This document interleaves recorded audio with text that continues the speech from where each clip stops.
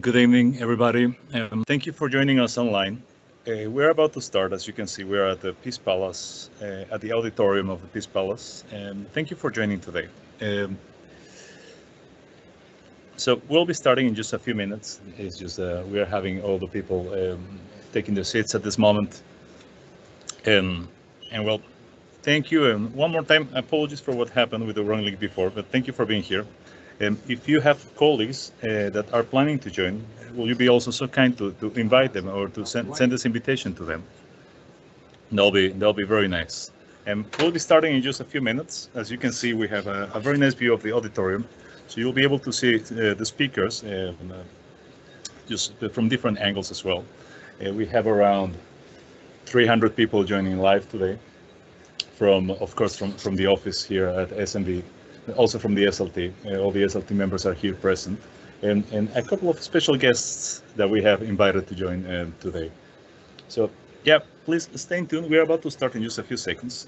Thank you for joining one more time, and welcome.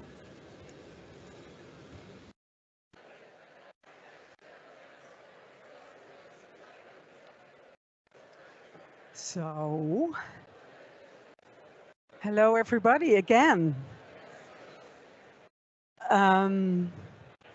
There are still spaces here. Yeah, so do take seats.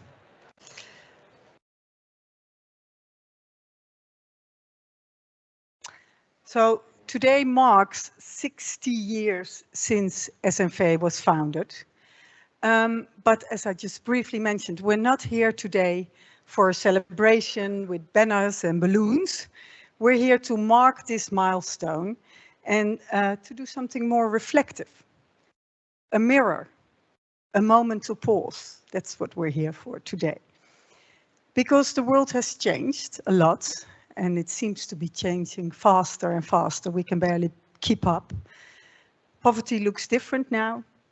Climate risks are accelerating, and trust in institutions is shifting. And yet, people still collaborate. Partnerships still form, and people keep showing up, still believing in this world of dignity, where we can all live in dignity. My name is Esther van Rijswijk. I'm a moderator and facilitator, and I'm very honored to be your master of ceremony here today in this very special place. So again, a warm welcome to all of you. So have a look at each other as well and say, welcome, all of you here. So special to be here together, isn't it? Yeah, look around. So many people from so many different countries. And actually, let's take a moment like that.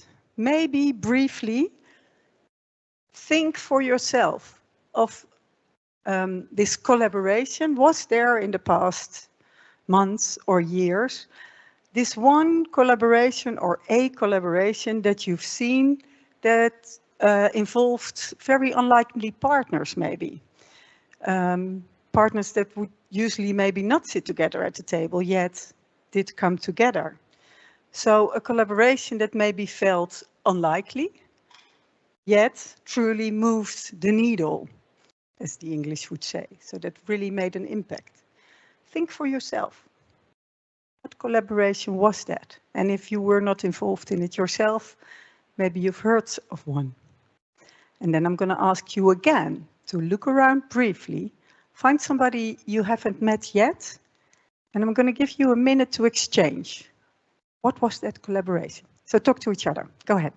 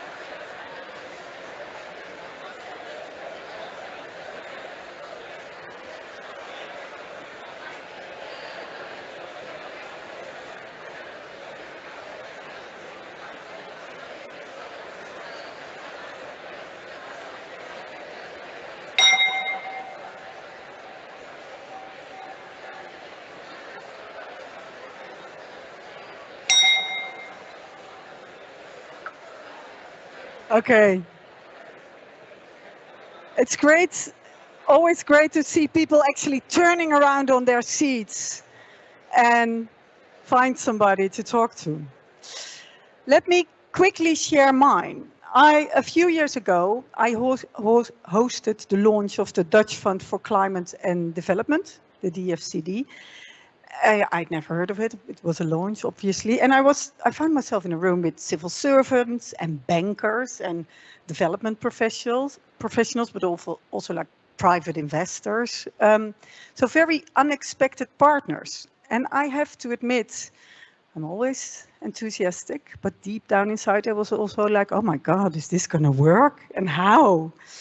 And then luckily, 4 years later, they invited me again on this event to tell how things were going. And of course, it hadn't been an easy road, but they managed. Those unexpected partners, not speaking the same language, struggling to align at first, did find each other. And after a couple of years, it worked out. They had found common ground and are still pushing forward climate adaptation in fragile settings.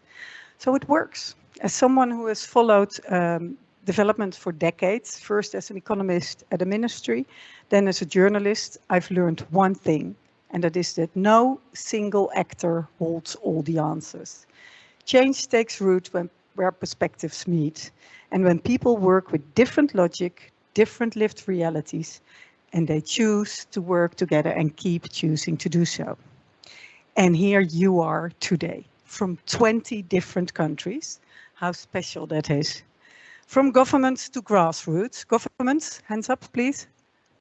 Grassroots. Who identified? Okay, here, 2, 3. Yeah, you don't have to be it exactly, but if you feel like, yeah, that's me, good. From banking in the back, to tech, banking in the front, also tech, maybe tech industry, technology. Yes, we have technology in the house. Welcome. From policy to practice, from local partners. Yes, here we go. To voices from development banks. I think I already saw a development bank going up there. Yeah. And those are all the partners you need to work together.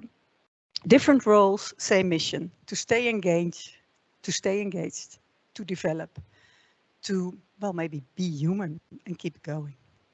So the question we're exploring today is about simple and complex. How, in such a changing world, can you keep acting with clarity and intent? That's what we're going to be discussing today.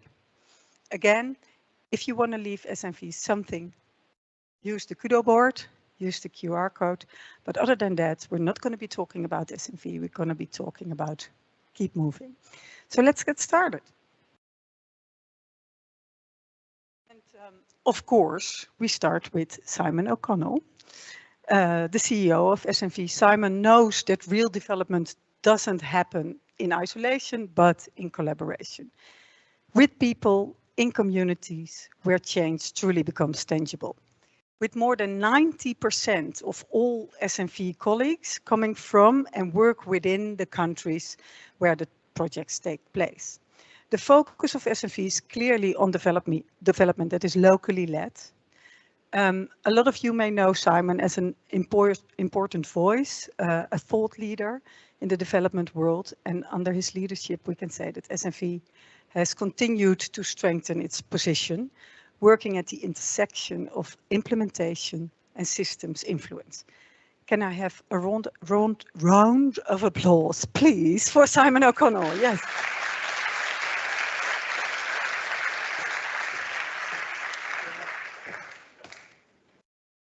Thank you so much, Esther. So let's be clear, Simon knows a little bit. Simon definitely knows that collaboration is key, and there's plenty of things Simon is learning and failing at and committed to failing forward. But thank you for the very warm words, Esther. Goodness, I almost don't want to say much at all, if anything, because those beautiful little exchanges and the warmth in the room from some of you who have known one another 40 plus years, more than that even, and someone like me who's only been with SNV for 5 years, it's incredibly powerful to be here. It's a privilege, and I would just encourage, and by the way, we have hundreds of people joining online, including partners from other places. So, warm welcome to all of you who are on a screen with us at the moment, and thank you so much for joining. I know some of you must be late into the evening or the night if you're over in Asia. So please do take a look through that beautiful window there at that extraordinary building, and we are so grateful to have been hosted at the Peace Palace at this very, very challenging time in the world. I'm going to be brief. I think everybody here would recognize it is quite difficult to find the balance between being proud and grateful to be a part of all that SNV has contributed to over the years, whilst also recognizing that, these are very, very tough times in the world. And, those of us who click on our phones in the morning, every morning we wake up to a new bit of very, very challenging news. So the framing, and Esther, you touched on it. You didn't fully steal all my thunder, but you gave a framing around a milestone, a mirror, and a moment. The milestone is 60 years. And all I'm going to say on this one is just a huge, huge thank you to the fabulous current SNV team members, to those of you who have worked with us on our journey, to our partners, of course, to the Dutch government, who has been not only alongside us, but from when we were founded in 1965, of course, we were a part of the Dutch government's development architecture. And to have been a part of that development architecture, of course, we needed Dutch taxpayers and their money to enable us to do our work. So we want to send a heartfelt thank you to them. And of course, a thank you to all of those people whose lives we have been welcomed into, contributing to in a positive way. So the partners and those that we work with and for. So it's a milestone. It's also a moment. And look, we've got a fabulous panel with us and plenty of people who are infinitely smarter and more knowledgeable than me. So I'm not going to reel off a whole load of statistics around what a difficult, Dave and I will maybe look to you in a moment, and thank you for joining us. But from any metric that you wish to pick, or any adjective that you might like to choose, whether it's the climate crisis or conflict or pervasive or protracted fragility or a multilateralism unraveling or official development assistance cuts globally leading to a 7% reduction in development finance. These are clearly hugely complex and challenging times. And we want to acknowledge that. We want to recognize the complexity, and we're very hopeful to our wonderful panelists that you're going to give us some suggestions around how we're going to navigate that complexity. And importantly, it's a time for all of us at SNV, all our partners, government partners, private sector, development banks and others, to hold a mirror to ourselves and ask, what can we, what can I, and what can we all collectively do to make a bigger, better difference at this very, very challenging time in the world? So I'm going to try and share with you 3 images which I hope are going to resonate, with 3 quotations alongside them.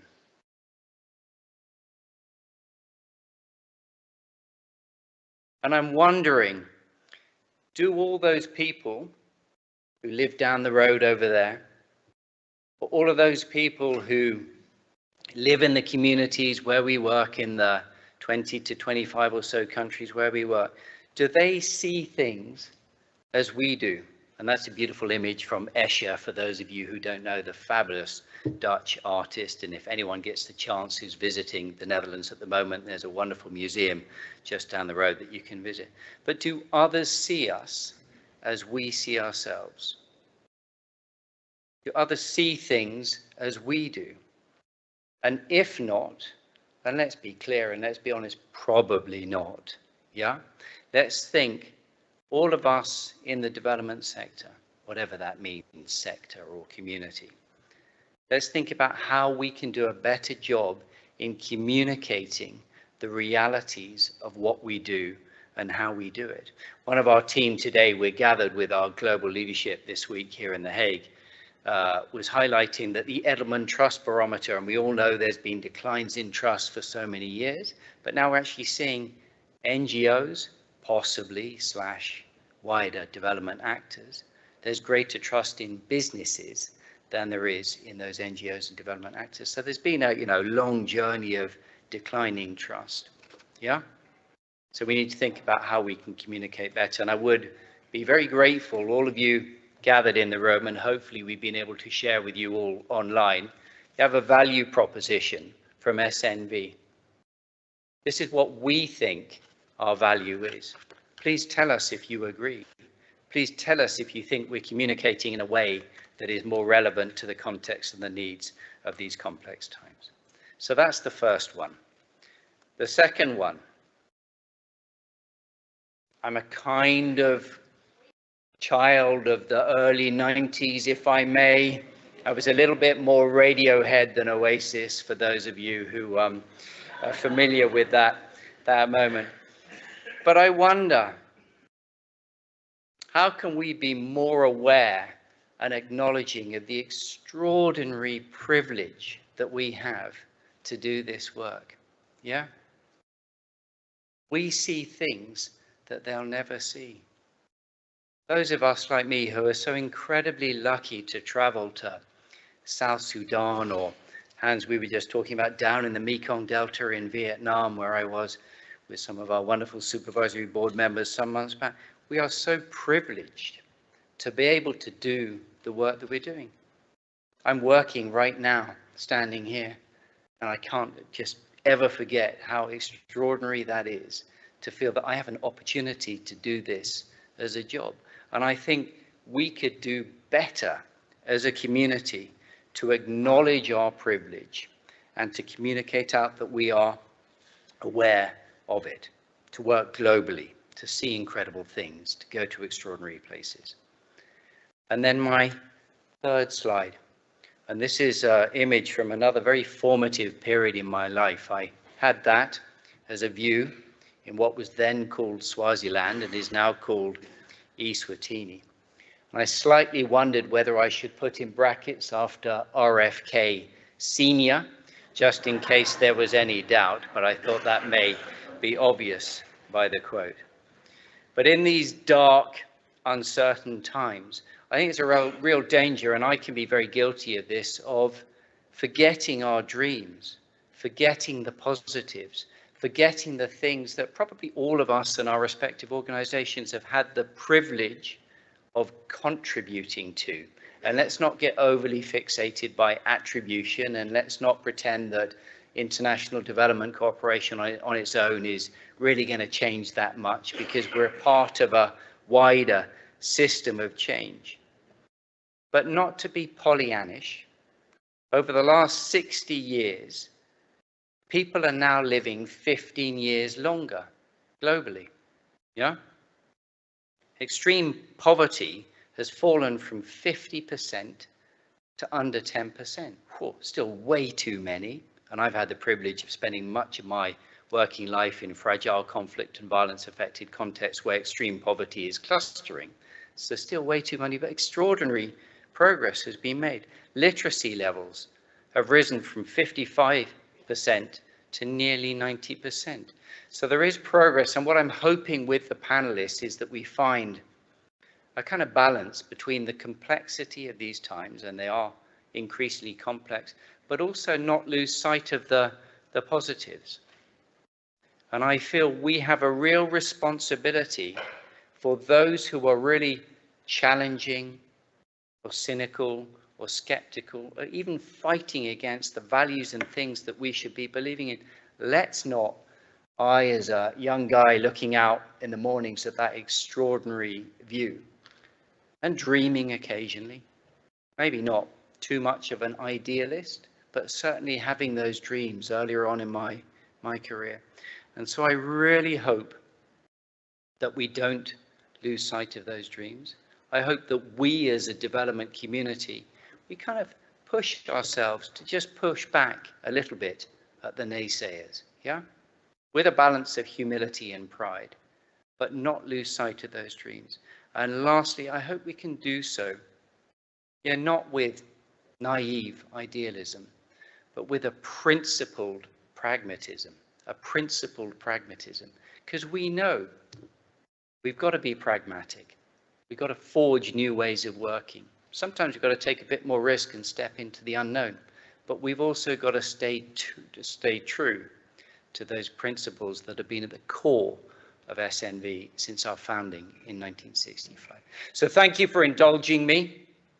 Thank you for letting me share a few images, and thank you so much to our panelists for what I'm sure is going to be a very engaging discussion. With that, I have the great pleasure of turning over to Stephen Collett, the Deputy Director in the Ministry, who is going to say some remarks on behalf of the government. Thank you, Stephen, so much.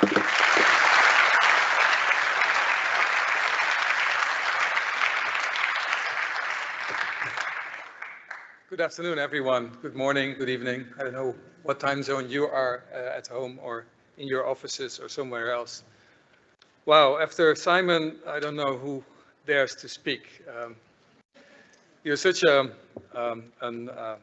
modest and yet a forceful leader and person that I'm really honored to be standing here after you. On my way here, I got the sort of the image of being somewhat like a parent coming to the party of a grown-up child. And I think, Simon, you alluded to the fact that of course, SNV originated as a part of the Ministry of Foreign Affairs. And it was a bit over 20 years ago that we separated and that the child left home. And I think there's four emotions. I'll just briefly take you through four emotions of that fact, actually. The first one is empty nest. All of you have children who are leaving the house, empty nest. And I can say we, as a ministry, still have this empty nest feel. And that's partly because when there was the separation, also a bunch of SNVers, luckily, stayed with us. Because they actually provided us the grounding of our work. They provided us the boots on the ground, if you like, the reality of development work, which we as diplomats, speak for myself, don't necessarily have.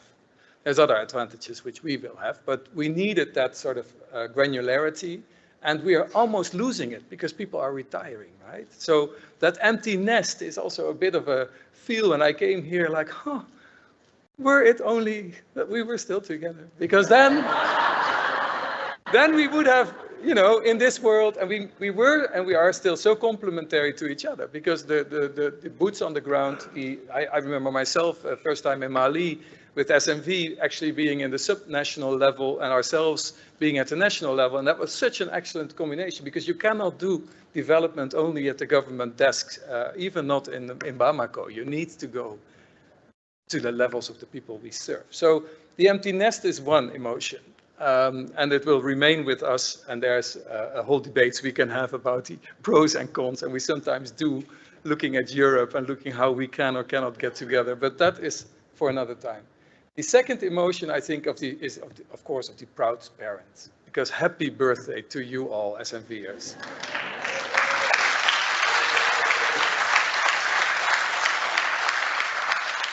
I mean, you're certainly not a new kid on the block anymore, but whoa, what an energy and innovation drive do you have? What connections do you make? And we were only sort of gossiping the connections you know, and I actually have the same as you do regarding the climate fund. It's just amazing what you have been pulling off, and you're still pulling off and reinventing yourself constantly. And with this core quality, which I think, Simon, you are the emblem of, is of modesty. You say we're not standing here with balloons and celebrating our birthday because maybe there's not a lot to celebrate in the world. But I mean, that quality also is so important as a grounding value of SNV. So a proud parent I am, if I may. Third one is, of course, a very concerned parent, a worried parent. And I'm not necessarily worried about the future of SNV in the sense that SNV will become redundant or will go bankrupt, because luckily you have that all perfectly in order. But, but the worry is more that in this world, we are really, really resetting a system which has served so many people, which has served so many goals, which actually has allowed us to be pessimistic maybe in a way. If we look at the SDGs halfway, we're only 15%. But then I read today, 2 years later than halfway, it's already 35%, which we meet. So, you know, we are well on track, you could also say. So there's also reason to be optimistic, but there's also reason to be worried about the state of the world. We don't have to mention it to each other because we know, and we all are every day we get out of our beds.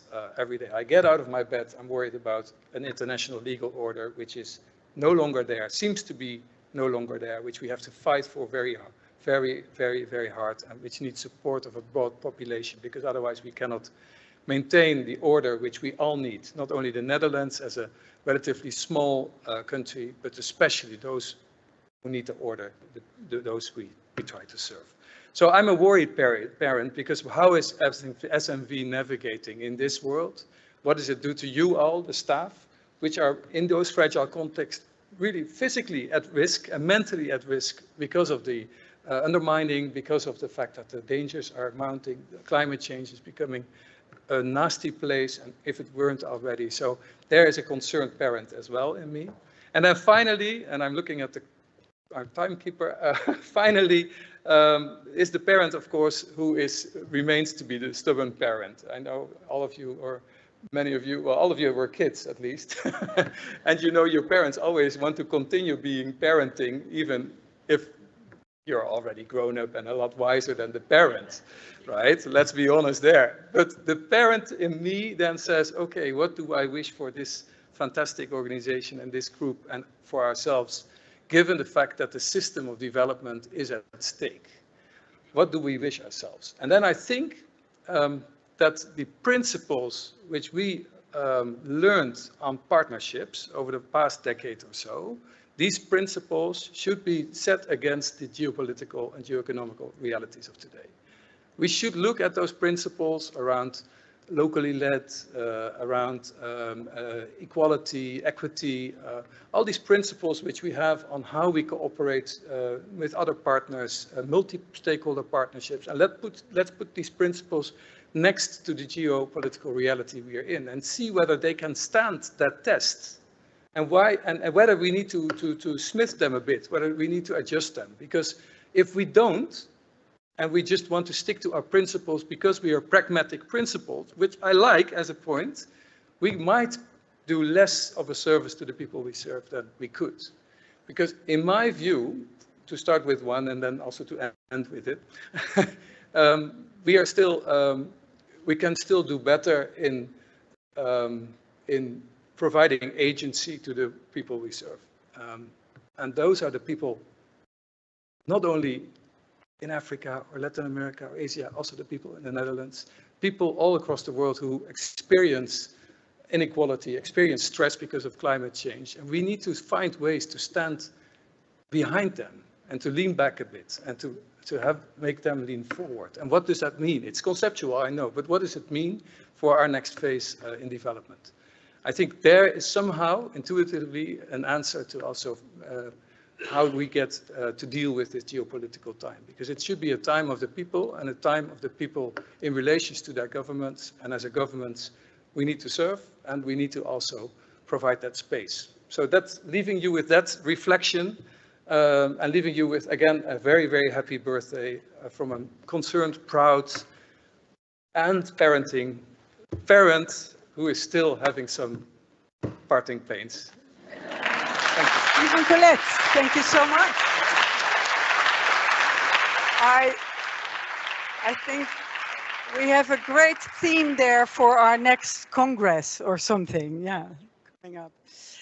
So let's move to the panel. Maybe they will dive into this also a little bit. So development is never just one thing. It's politics and economics, it's climate and conflict, it's justice and power, it's everything all at once. Today we will explore themes like this, like legitimacy, inclusion, generational change, technology. Different terms, but all one shared question. Are our approaches grounded in people's lives? Because when things are not grounded in the daily realities that people live and that they face, then we're lost. Then it's nothing. Things have to come together on the edge, because that's where development either takes root or fails. So here we are. That's the title of the panel. Development on the edge. We'll be hearing from different generations, from frontline workers to system builders, from peace builders to policymakers. They're all sitting here already. And leading this conversation is the wonderful Abiyose Davis.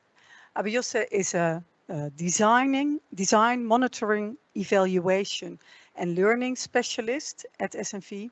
She has over 16 years of experience in more than 20 countries all around the world. Her published work touches upon mental health, resilience, gender inclusion, civil society.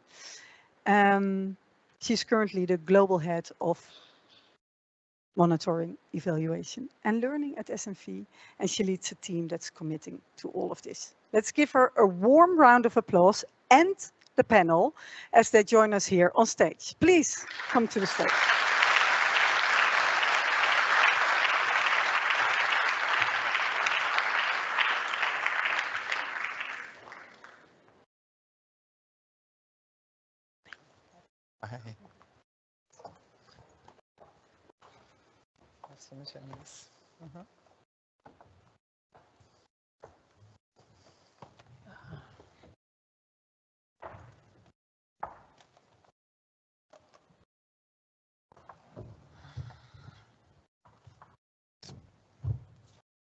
Good evening, everyone. We've already heard some reflections about SMV's 60 years and the wider shifts in the development landscape. This panel is more about looking forward into the messy realities of fragility, fragmentation, and flux, and what it takes to stay relevant across generations.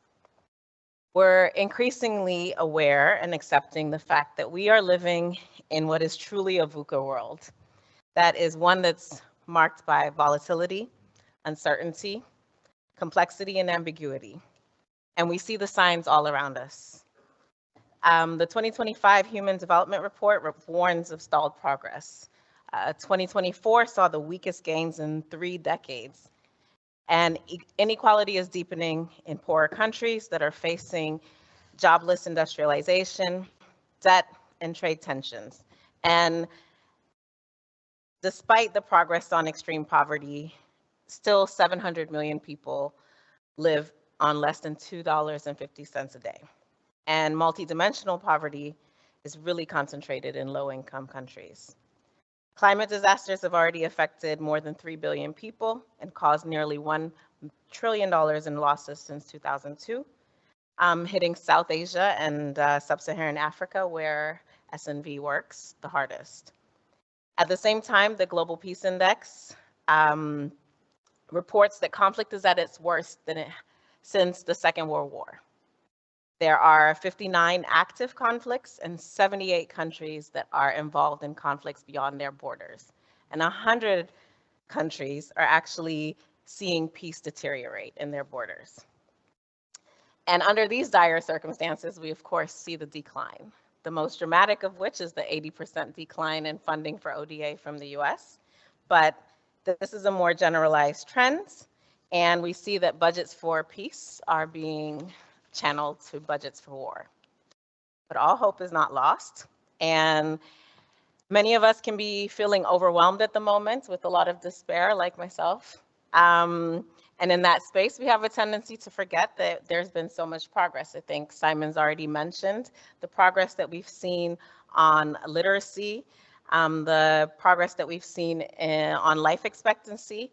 And to further note, on literacy, we now also see that there's gender parity in primary education. This is something that we couldn't have imagined before.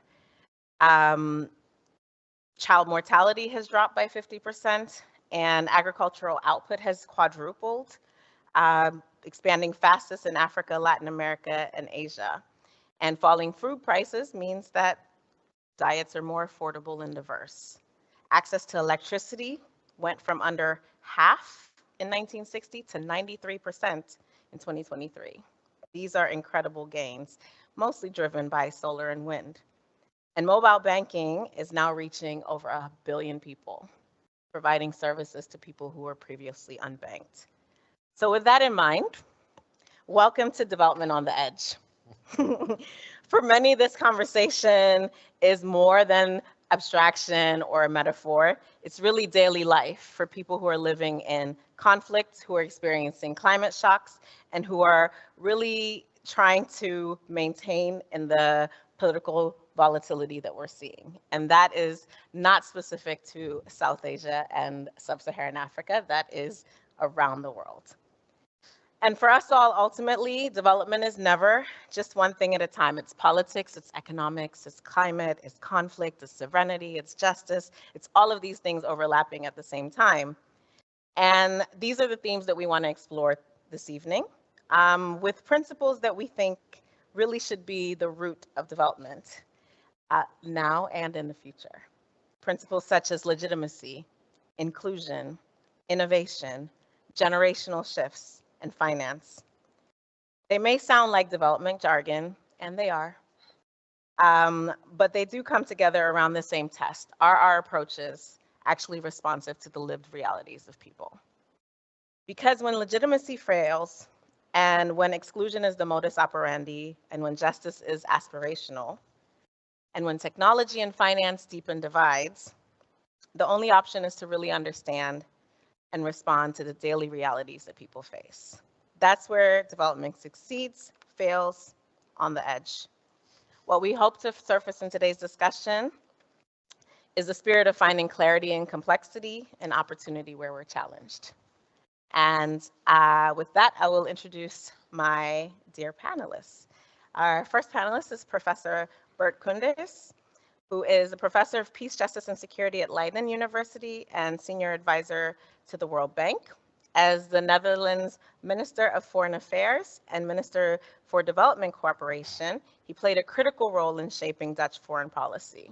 Professor Koenders also served as Undersecretary General of the United Nations, leading peacekeeping operations in Cote d'Ivoire and Mali. He was involved in numerous initiatives in conflict mediation, international justice, and sustainable development, and continues to support global peace building efforts. Thank you. Thank you very much. Do I have the answers? Well, we hope to find some answers. Next is Ms. Fatima Maiga. Ms. Fatima Maiga has devoted her career to advancing women's role in peace building, holding key positions within the Malian government, including the Ministry of Reconciliation. As special counselor for the Embassy of Norway, she was instrumental in supporting a landmark decision that for the first time included women in the monitoring body of the Mali peace agreement.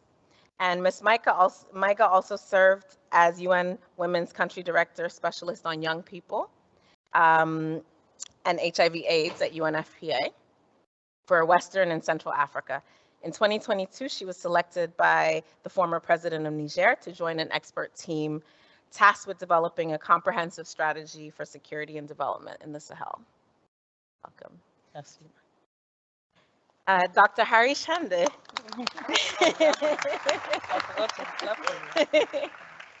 Dr. Harish Hande, a social entrepreneur, co-founded Selco India in 1995, a two-time winner of the Ashton Award for Sustainable Energy and the Accenture Economic Development Award. He's widely regarded as a leader in rural energy innovation. His accomplishments have been recognized with national and international honors, including the Ramon Magsaysay Award in 2011 and the Skoll Award for Social Entrepreneurship in 2018. Dr. Hande has served as CEO of Selco Foundation since 2014.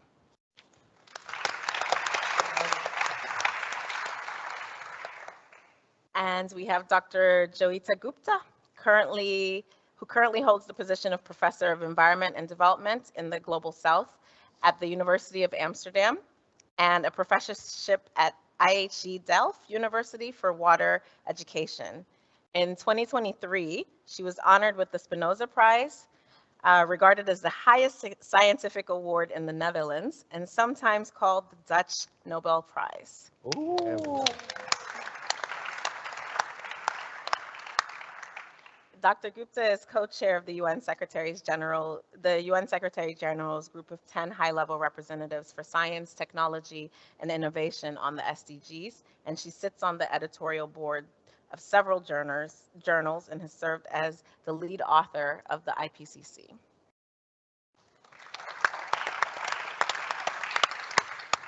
Okay.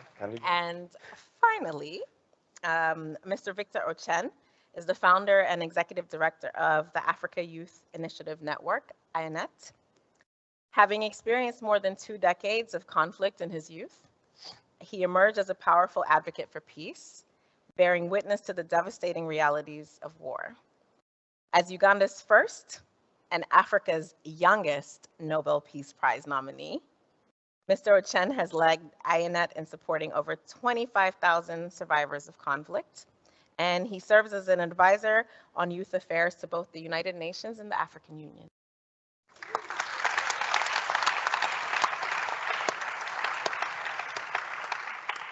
So you can see we have a very distinguished panel from whom we are really waiting to hear a lot of words of wisdom. I'll start with Dr. or Joitza. Yeah, as someone who's worked across many countries, I've seen firsthand how transitions and vulnerability converge in humanitarian and development contexts, often driven as much by injustice as they tend to create. And so I must begin with the question of justice. You said in an interview, justice is critical. Without it, we cannot achieve rapid emissions reduction or prevent catastrophic climate impacts.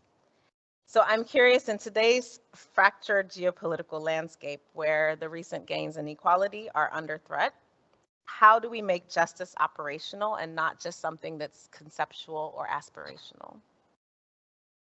Thank you for that question. So let me just take the case of climate change and justice.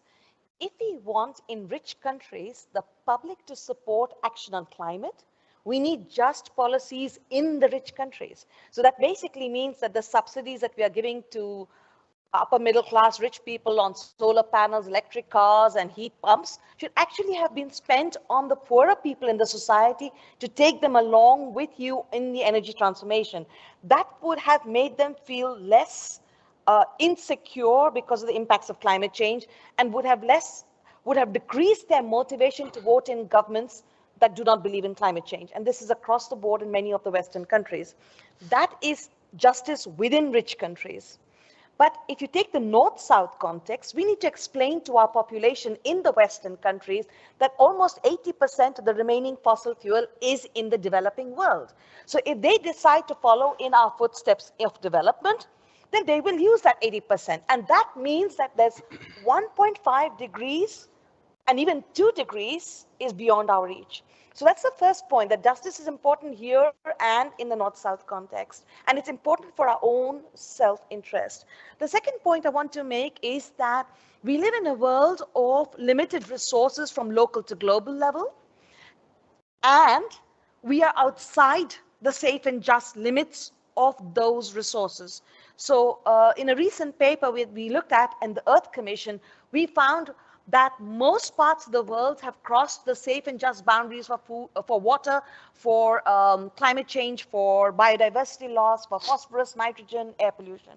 So we are outside, but we have not yet met the minimum needs of all the people worldwide. Now, if you want to meet those minimum needs, that has an impact on energy, on water, on phosphorus, nitrogen, air pollution, etc. So that means from the total budget that you have to deduct the amount you need to meet the minimum needs of people.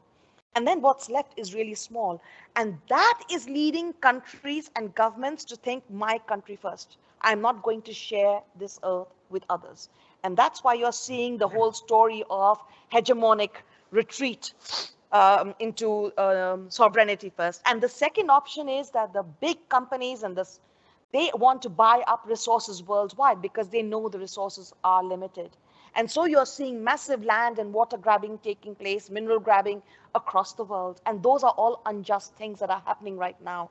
And my gut feeling is if we don't come to a much more just understanding of how we deal with each other, how we share this world, which means basically challenging the way hegemonic sovereignty works or the way the private sector works, there's no way in which we can move towards a sharing of our earth and reducing all the conflicts that you were referring to.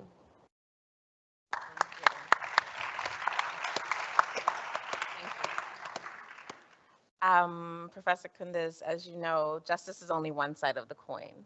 The other side is accountability, and we're seeing precious little of both at the moment. Joita mentioned how we've maybe lost the trust and the support of those who haven't been served by the economic systems, even in the developed world, which is leading to loss of trust in the developed world. But even in places like the DRC, we see a loss of trust in the development system. We've seen the protests against MONUSCO in DRC. We've seen the protests against MINUSMA in Mali. And the communities are really expressing skepticism about the intentions and the results of the development cooperation so far. Yeah. And when you were Minister for Development Cooperation, you said effectiveness is meaningless if it undermines democratic legitimacy and accountability. Without a seat at the table, one becomes dependent. So I hear this as a warning against aid that bypasses legitimacy. And for decades, we've seen sort of the aid system work alongside instead of with national governments. With all of this kind of culminating in this loss of trust and legitimacy, what do you think that the role of development cooperation can be now in this context? And how can it remain both legitimate and effective? Wow, that's a difficult question. Look, let me just say a few things, because it's a very complex question. If I even would start to show you that I knew the answers, I think I would be completely wrong. First of all, we live in a time of, and this is a cliche, of unpredictability. The power structures in the world, we don't know yet where they end. We see unilateralism, we see autocracy and polarization within our own societies, but also worldwide and between countries. That's a complete new setting. And I think what the need is when we talk about development or the development industry or the development ministers, development is always about change. And if we do not adapt our work, our intentions, our pragmatic idealism to a quickly changing world which is unpredictable, we're not going to function for those people who we want to give agency. I very much agree with that. Development has always been, and development cooperation, a catalyst. It's nothing more and nothing less, but a crucial one. When you talk about legitimacy, and also that's a very difficult word for whom and at what moment, I think the old political scientists said you have output legitimacy and input legitimacy. I see both are at stake at the moment. Let me make it very practical, and I'm extremely happy to sit next to a former colleague of mine who we worked together in Ivory Coast and in Mali. The failure of the MINUSMA mission that I was leading in Mali has many reasons, geopolitical ones, issues around governance in Mali itself, but it had also a lot to do with this feeling among the young generation in Mali, not everybody, but almost everybody, that the system that worked not in their interest, that there was a delivery gap in terms of work, in terms of income, in terms of increasing the security. So that was a failure, if we like it or not. Doesn't mean everything was wrong, we didn't accomplish things. It would probably have worse if we weren't there. You sometimes manage also a conflict and reduce harm. But the issue of legitimacy is key in the world right now. We are in a time, and that is why this meeting is so unique. I see less and less a real global conversation. 10, 15 years at least ago, there was a lot of tensions as well. But we were not in a world where global conversations were full of distrust. Now, coming back to your question, development and development cooperation should be an engine to give tools to people to change their lives. That's very general. What does it mean right now? In my view, it means two things. One is a different approach in terms of equal partnerships. I know it's a bit of a cliche, but I think we can say a lot in the discussion maybe later what that could mean. Realizing that for all of us, the poorest countries, the middle income countries, but also the richer countries, we are all more alone and we need each other at a time that we become more transactional and unilateral. And we all go through similar transitions, even from a different beginning point. Let me mention very quickly three and then say what development could make for a difference. We're all faced with the issues of work, employment, AI, and digital. Very complex. It's a transition in which a lot of countries, I see it for the first time in a new agenda between the European Union and Africa, in which there's a lot of distrust. We have to start thinking about complementarities. The second is about the change, you mentioned it, on development and green industrialization and the change to save our climate and our planet. We will need each other there. That's interesting. If Europe becomes relatively weaker in 10, 15 years, we are 6% of the world population and the growth is in the global south, we can come to new deals. If we realize that the arrogance should be over and the worst is hypocrisy. I think that many people don't like. We need different narratives as well. Let's be open about what we want from each other. The last point is about conflict. That's, I find, the most difficult. And when it comes to the instruments of development aid, we can talk about blending finance, about investment, about the private sector, about the public sector, about who does what.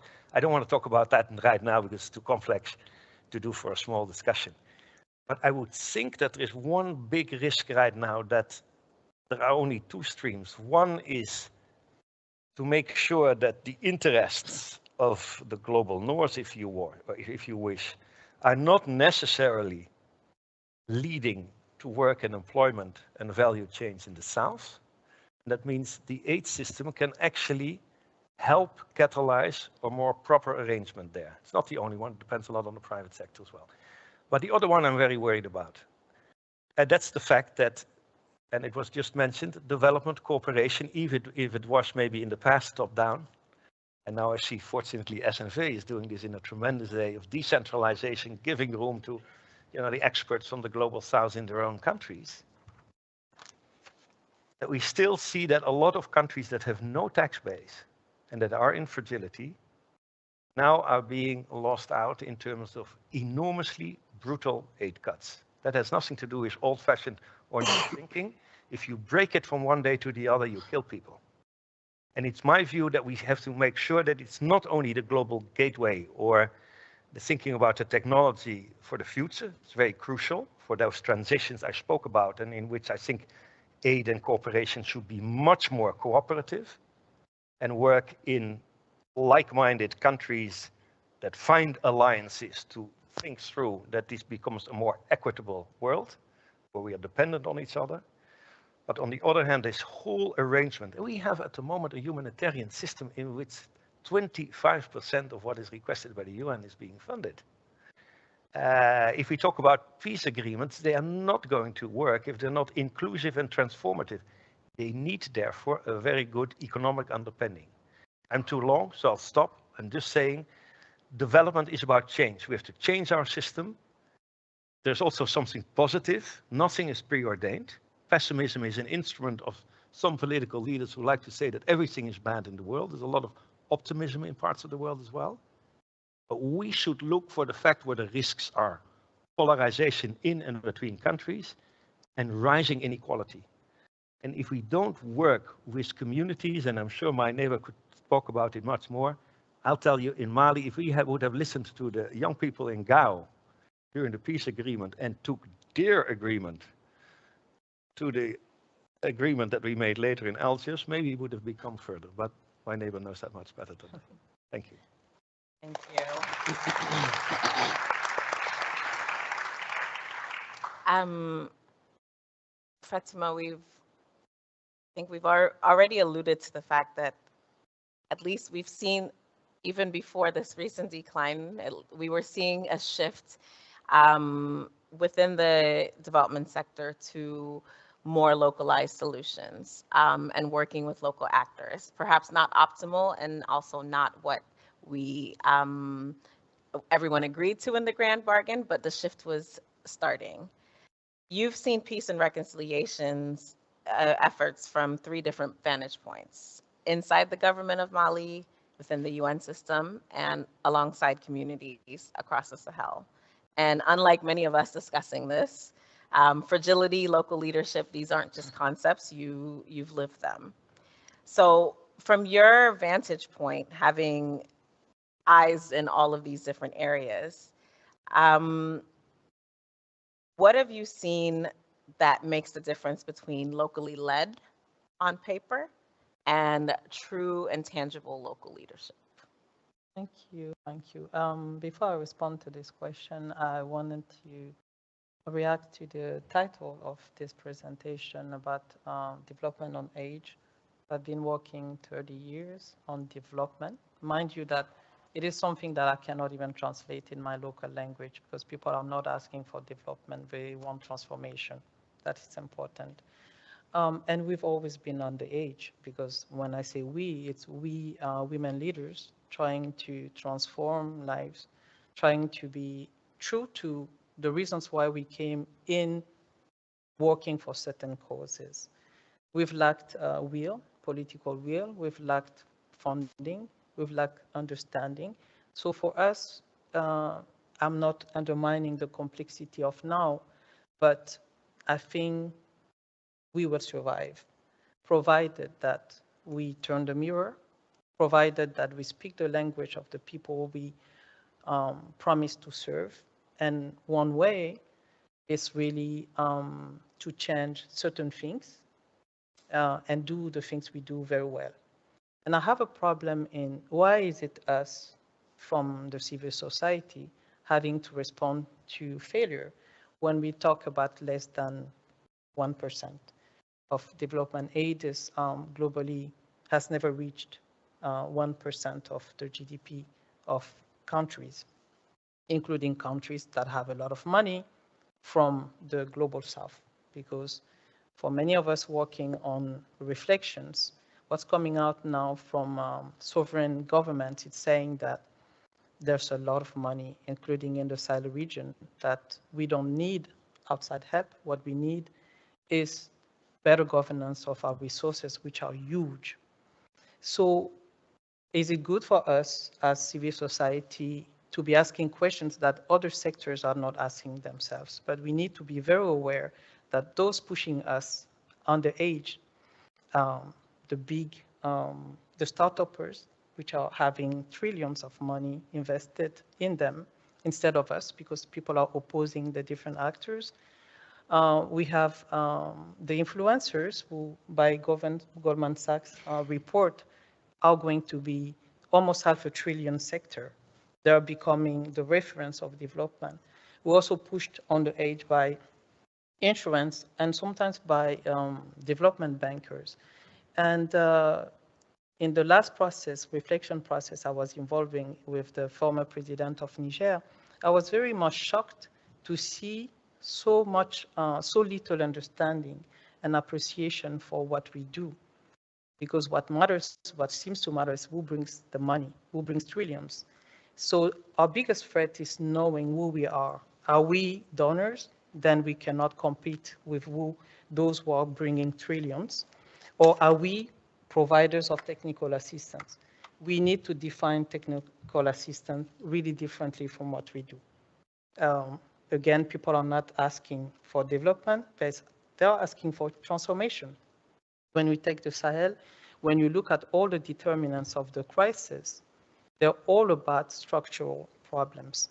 Those that only, I would say, NGOs are willing to take, because it would take you 10 years, for example, to really bring services for women and girls not wanting to make six babies. It really takes changes to transform the justice system.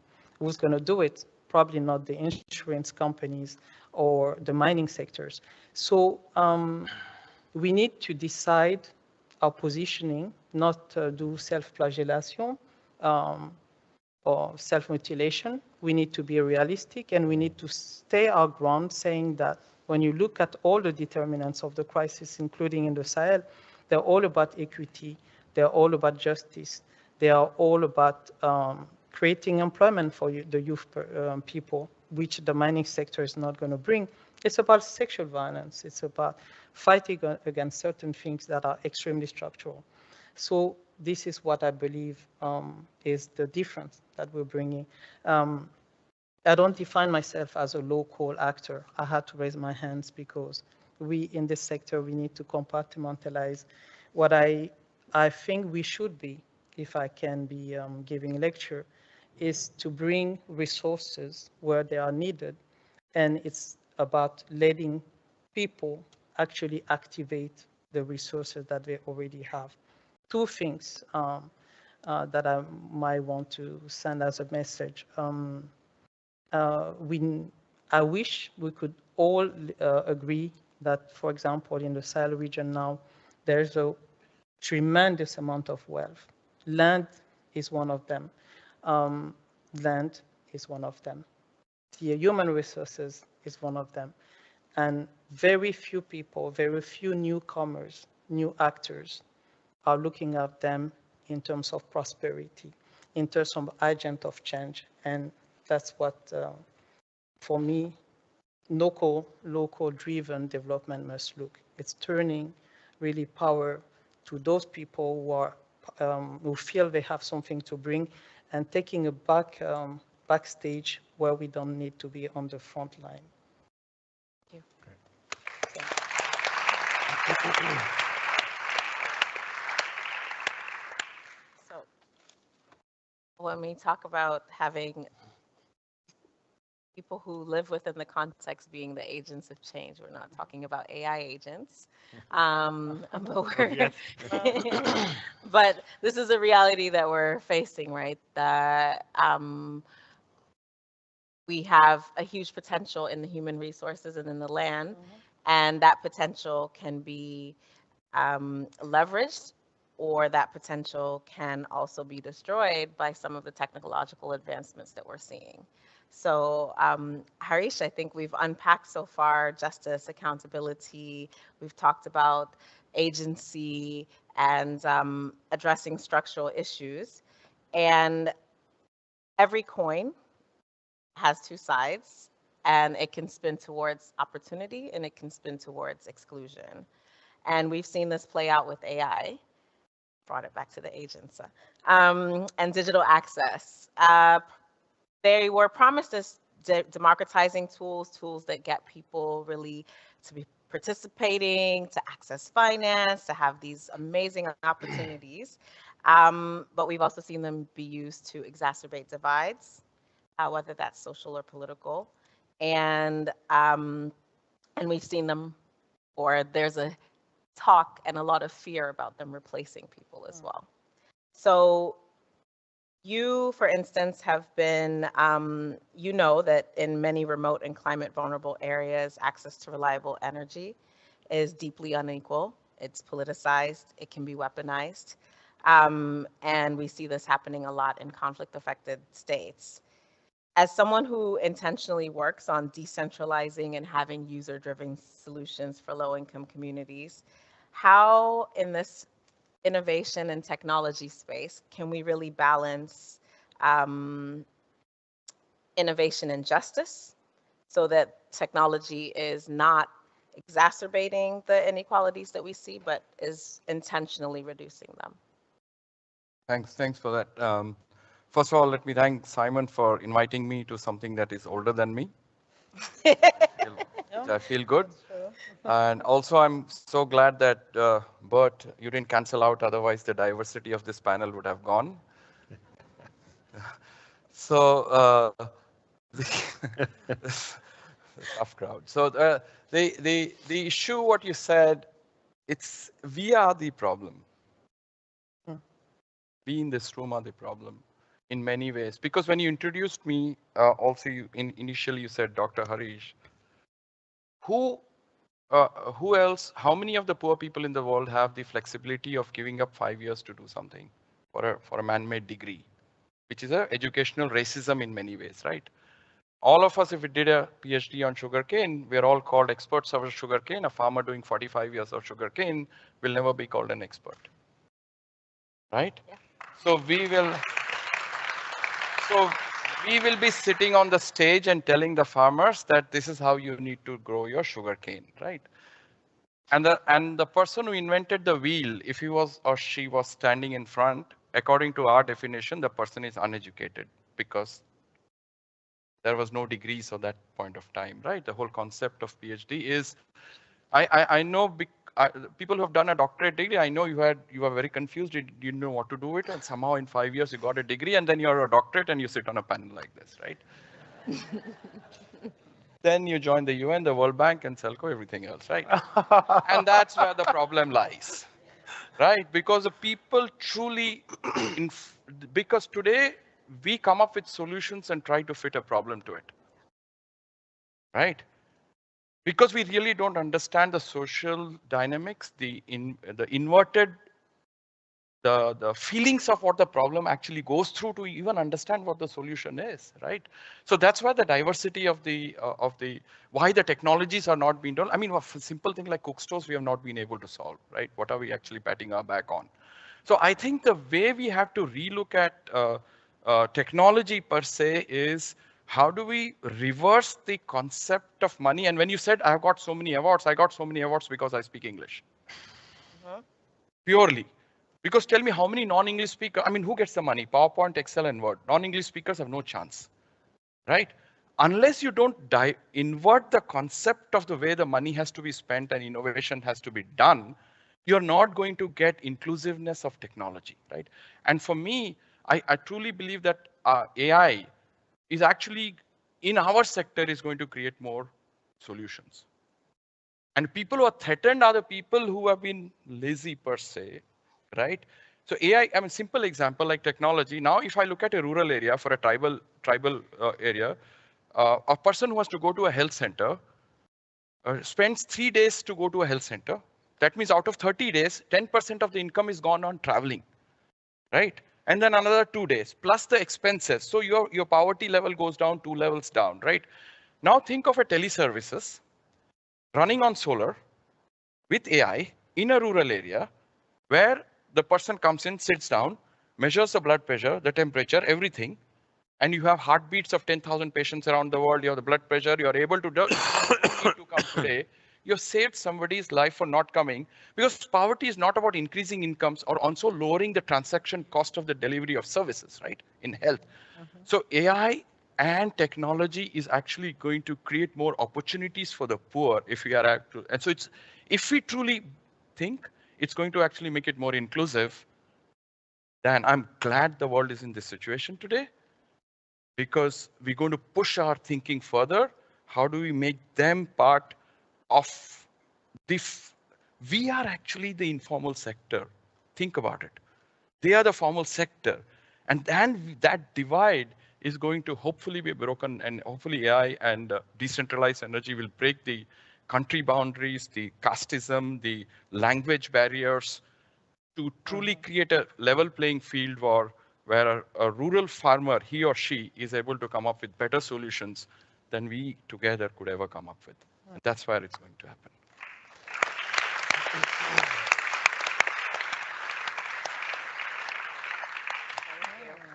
I love the example of the telehealth services. I was recently at an event where I met young people from Tanzania and Malawi who were piloting telehealth services as a way of reaching like Maasai populations, for example. And that's where you see young people really being very innovative and not looking for solutions and then the problem, but solutions for a problem.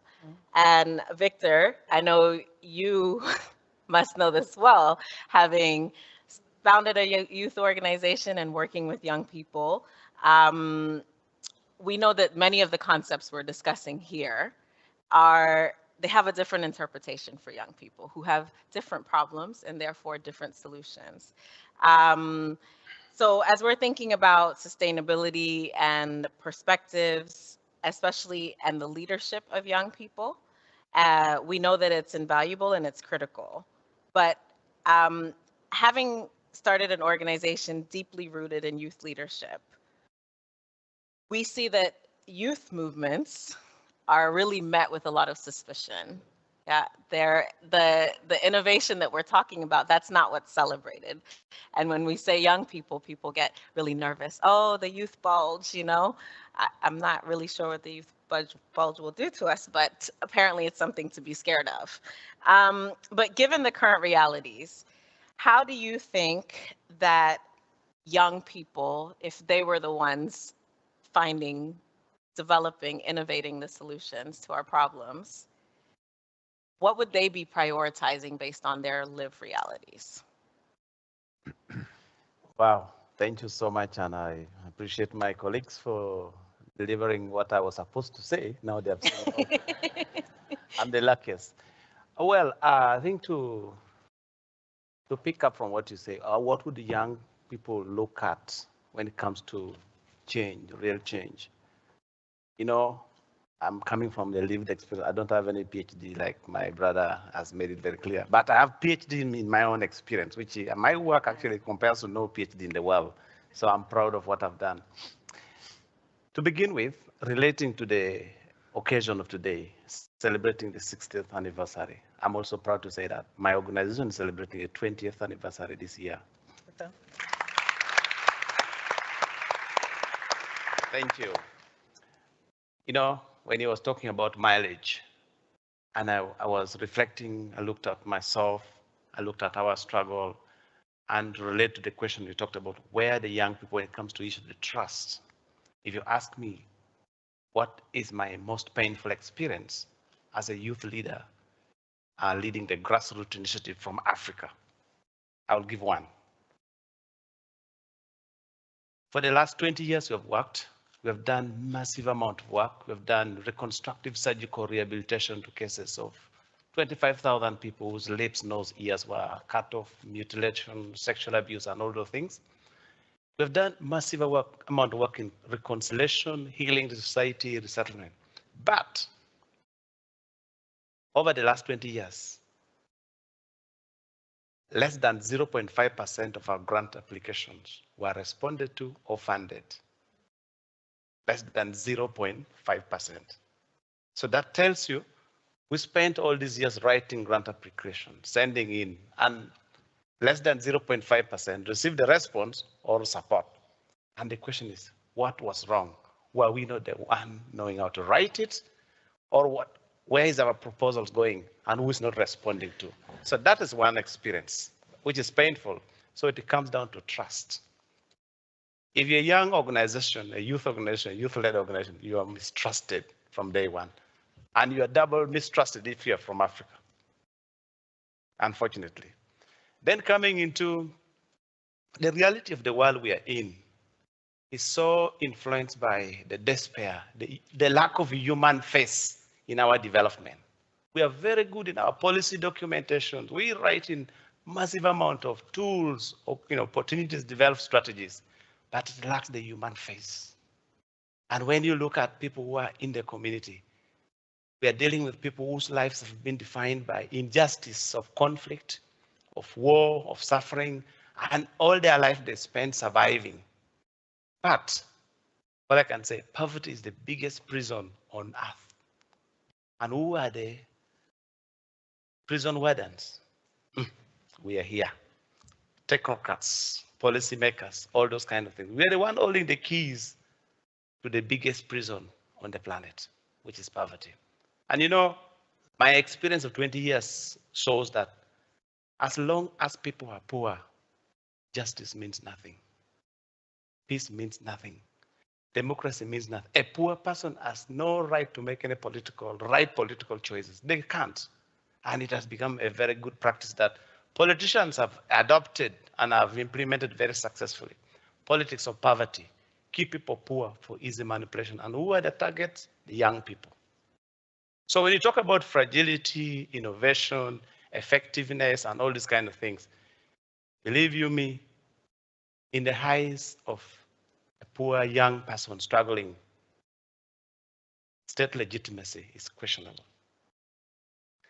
In the eyes of a young person who is grappling with the day-to-day life, technology is okay, but people are also questioning, why can't we use the current technology to help us address the question of trauma?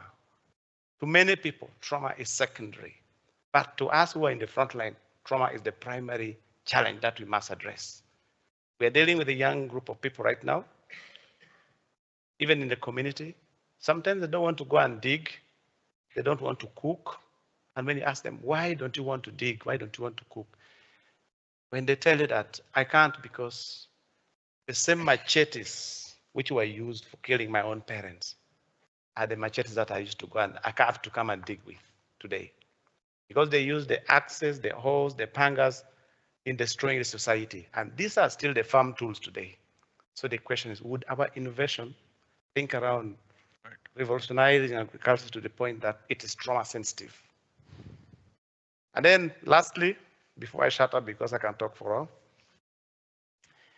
a while, when we look at the fragmentation and the level of mistrust that we see in the society today, it worries because young people have reached a point where, especially from the young and the vulnerable society where I come from, those who are caught up in conflict, have reached a point where they're looking for opportunity to escape their fertile farmland.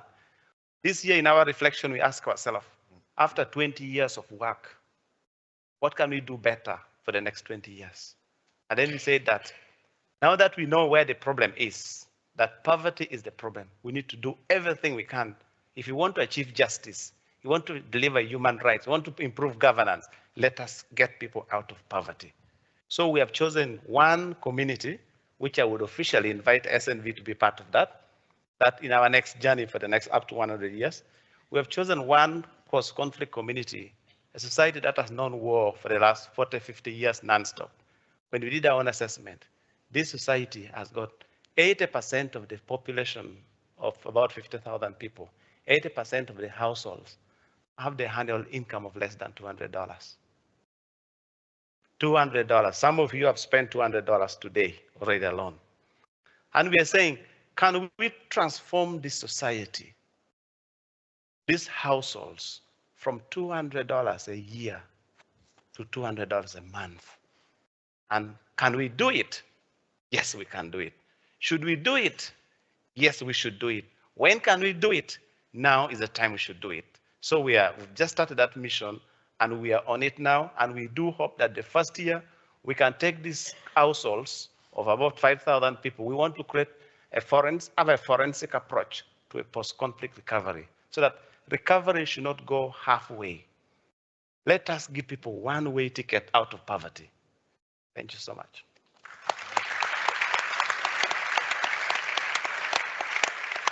Thank you.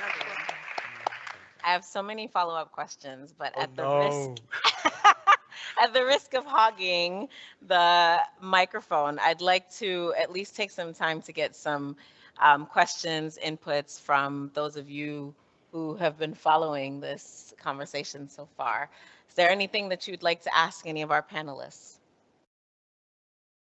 Running around with the mic, so don't be modest. Grab your chance. Not yet, I think. And online as well, if there are any questions. Bernie. I guess I would love to start. What advice do you have for those of us in the practitioner category who are trying to do right by the people we are serving? And we've spent 60 years trying to figure this out, and we are looking ahead to 60 more, but we know that times are changing quite a bit. So I would love to know, what should I be doing tomorrow when I go back to Vietnam, and what should my colleagues be doing tomorrow?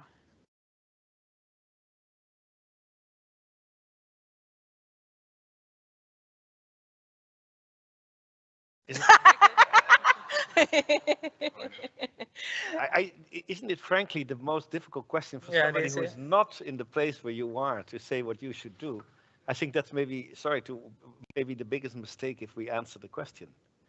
And I mean it very seriously, actually. I think the great advantage and progress that SNV has made in the last couple of years, and I know it's not an answer to your question, but is make sure that for the first time, actually, we're trying not to impose a toolbox on country or on people or on the poor, but try to figure out in each country with its own history and its own social systems where you can create and help people who can catalyze development. And that is very difficult to sort of put that in all these big categories we've said today. It doesn't take away, obviously, the fact that when you are in Vietnam, in which an enormous change is taking place, both at the level, and I'm not an expert on this, so I'm openly saying that, and now we have a former ambassador, I think at least somebody who's worked in Vietnam, but where there is an enormous quick change in terms of the division of labor with China, people that stay behind, an autocratic leadership, some things you can do at a local level and at the national level, that if you look for, I think what is the key, giving agency for transformative change, and you can look better than anybody else where you can manage the brokerages. I found SNV at the time, I think the gentleman is there, I spoke to him, you were able to much quicker change what is needed at the short term and sometimes in the medium term to create a difference. We were actually working in, or you were working in Kenya at the time of the conflict in you know, where Kofi Annan came later and so on, so well, you know very well. And I remember SNV had to change from one day to the other completely its profile in making sure that the people who were refugees in a few of the towns in Kenya could immediately be getting help in trauma, making sure that the teachers, you could actually say better, the gentleman is sitting there, I shouldn't talk for him. But I'm just saying, my sense is that we have learned a lot from development. Of course, there are lessons learned, and we all know them, and we can discuss them at large. But in the end, when the world is quickly changing, like you see right now, chances for people are changing very quickly.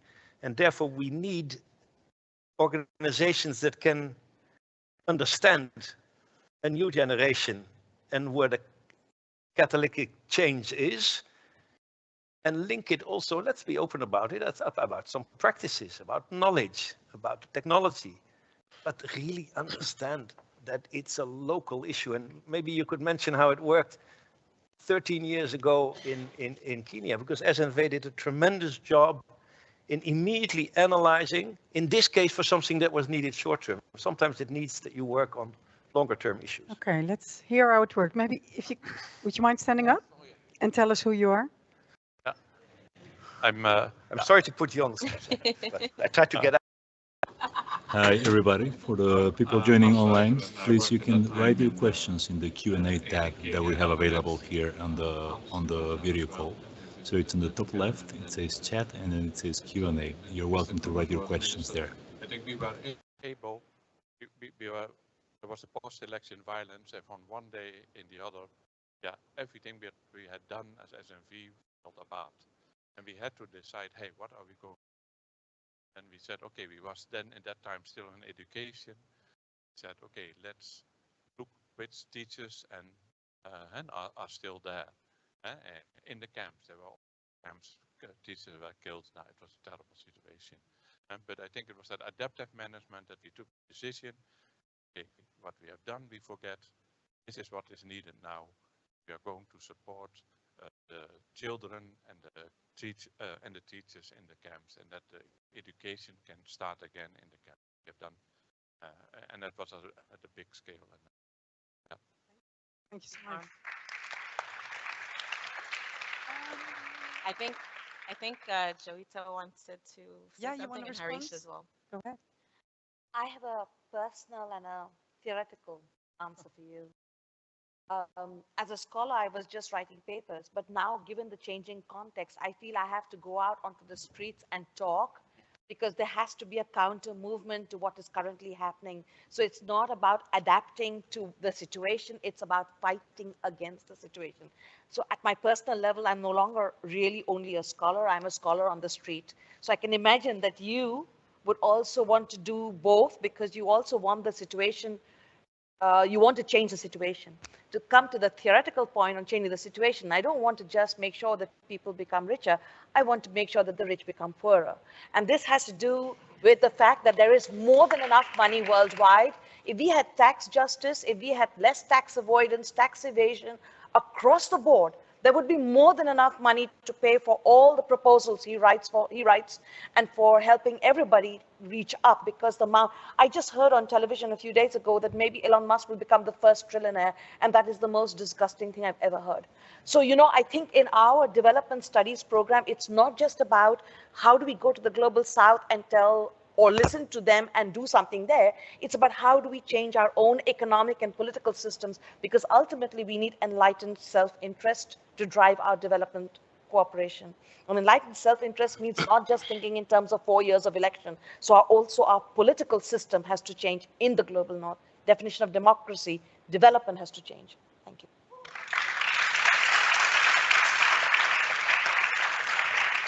So, No questions? Hari, Who are you pointing at? no, for the Oh, first Vietnam, here. I Okay. just talked about the Vietnam. See, the beauty of a country like Vietnam, and if you look at in the COVID times, when there were 6, 7 labs across the world who were looking for vaccines. To look. So similarly, Vietnam has 22,000 rivers, and in a very central way, thin strip. Its topography, in terms of the people, is very similar to the islands in the Philippines, parts of Indonesia, parts of Assam. So if I were you, if I go back on Monday, I will look at a 2035 strategy and looking at what are the innovations that you think should have happened. Why should I wait till 2035? That can be done in 2026, right? For example, if I look at Mass General Hospital's maternal labor room, and I think that's Vietnam 2035. Why can't I do that in 2026? And that could then be replicated while the rivers are a barrier and also an income generator. But for maternal labor rooms, using solar, using AI, using the livelihoods, lowering the transaction cost, you are actually creating a lab not only for Vietnam and innovation and scalability that could be replicated in the Philippines and Indonesian and similar topography, and for such harsh conditions in Somalia, once you redefine transactional remote maternal labor rooms using AI. So I think you should look at 2035, bring it down, say, how can I do 2035 in 2026? And that's where the civil society should be, rather than looking at, oh, how can I catch up? Civil society should be like private sector should always look, how should I catch up to civil society? That's where we have. Can I say something? I think this is one of the hardest questions to respond, but if I take the case of Mali, are you asking what you can bring or what they want? If you ask the young people, take my country, they want income now. They probably want to go to Europe, not because they want to, but because this is where they see they can have a better life. As NGOs from the north, you are not going to respond to this, to be quite honest. So we know perfectly what women from rural parts want, young men, but we're not going to respond to it because we have different agendas. And I'm sorry to be a little bit blunt about it, but most of this generation are relying on their own government, on their own country, maybe because of the influencers. Again, I think we have to be very careful about how priorities are being framed, but we have a long history of prioritizing in a way that is convergent to our agenda. And this is why when we ask those questions, we also have to say what we're willing to bring, because our government want this, and so on and so forth. That's why I want to be short. If I may put myself as a spokesperson of the women I'm working with in Mali, knowing that, for example, some of the issues we're working, like preventing forced marriages, marrying of children as early as 9 years old. When we have this discussion, we put it on the table. You want less violence from the terrorist groups. Are you also willing to change your ways, knowing that before they came, for many, many years, you were subjecting your children to the type of violence that you are now rejecting? So we closed the conversation. This is, I think, to make the long story short, we need to understand that we're not here to solve all the problems. We're here to actually solve them the way we have prioritized them. Once we manage to find an adequation between the basic needs of the young people, of the women, of the girls, then we might be more efficient. But we have a very long way of finding this adequation. So these are very difficult questions to ask because we might not have the will and the time to actually serve the priorities of the people as they define it. So we need to have that honesty also. No, just one sentence on Mali, because I support very much what my colleague has been saying. To be very honest, that's why it's so country specific. I really don't believe in general lessons, and that's why I cannot say anything about Vietnam. Of course, you can have South-South cooperation and programs and making sure that you can look from lessons from different places. But are we really, as a development? I'm not talking now about North or South or organizations. I don't mind at this stage. Mali has been, for many of us who worked on that, a failure in terms of accomplishing something for the people who expected something from us. That's pretty bad. If you lead a peacekeeping operation with blue helmets, you're there to protect people. If they don't feel protected, you betray them. So we have also to learn a few things about what we, and we, I mean not necessarily North or South, whatever, made a mistake. If the sentiment in West Africa is now, for that reason, more as they call souverainist, then is our reaction immediately we don't deal with them anymore? That's what we see in our own governments right now. Maybe it's at that moment that you have to engage locally and support the women programs that are there and can still survive in a much more complex situation. Because I'm not optimistic, honestly, and you might not be as well, about the autocratic nature of the military coups there. But what kind of risks do we want? I was working with the World Bank. Why? Because I wasn't happy with what they did in Mali when I was working there. They had loads of money, big technocracy. Not the smallest risk could be taken in parts where the conflict wasn't yet and where people were screaming out, including the young generation in Gao. We could have helped them, the bank could have helped them, but nobody wanted to take the risk. The risk in terms of public opinion, the risk in the country, etc. So it's also something about who do you give agency to? It's already a wrong remark because you don't give it, they take it. Yeah. Are you willing to support it? And are you willing to engage and take certain risks in it? That's absolutely key. And I'm abstracting now and I'm completely in agreement with Yoyita. We're talking about a world which is getting very quickly in an unequal where the rule of law is disappearing. That requires a fight. But if we talk about this, let's see what has happened. And I think especially in the Sahel region, this requires a little bit of risk-taking, but also to really listen to people what's going on. They know best. That doesn't mean everybody is right. There are not one Malians. The people have made a criminals, the people who are trafficking, they're great women who are leaders. They work together. You have xenophobes and not xenophobes, just like the Netherlands. So again, I just want to plead for this kind of approach in which we are really learning a bit from this issue, and we're also thinking through that development is not something only again anymore between North and South. It's about similar transitions we go through. Avios, I think we have some questions online, but first you sent me to this. Yes. So let me first go here. What's your name, please? Hi, my name is Tariq. I work for Bangladesh Embassy. I'm the ambassador. When I was invited, I was a little confused. I was trying to figure out why I was invited here, other than the fact that SMV also works in Bangladesh. Now I know. I have learned a lot from the rich discussion from the panelists. We have covered a lot of ground and went to a lot of depth. My takeaway is rather than defining, over-defining, strategizing, planning, we need to listen. Most of the times, the problems can be solved at the local level, and the local people can solve the problem. We just have to listen, and the plan will follow, strategy will be formulated, implementation will be done, and hopefully poverty will be sent to museum one day. Thank you very much. Thank you so much. And I think you have a mic for the online questions, and then there's a gentleman here that also has questions, but first online. So we have a question from Sandra Ryan.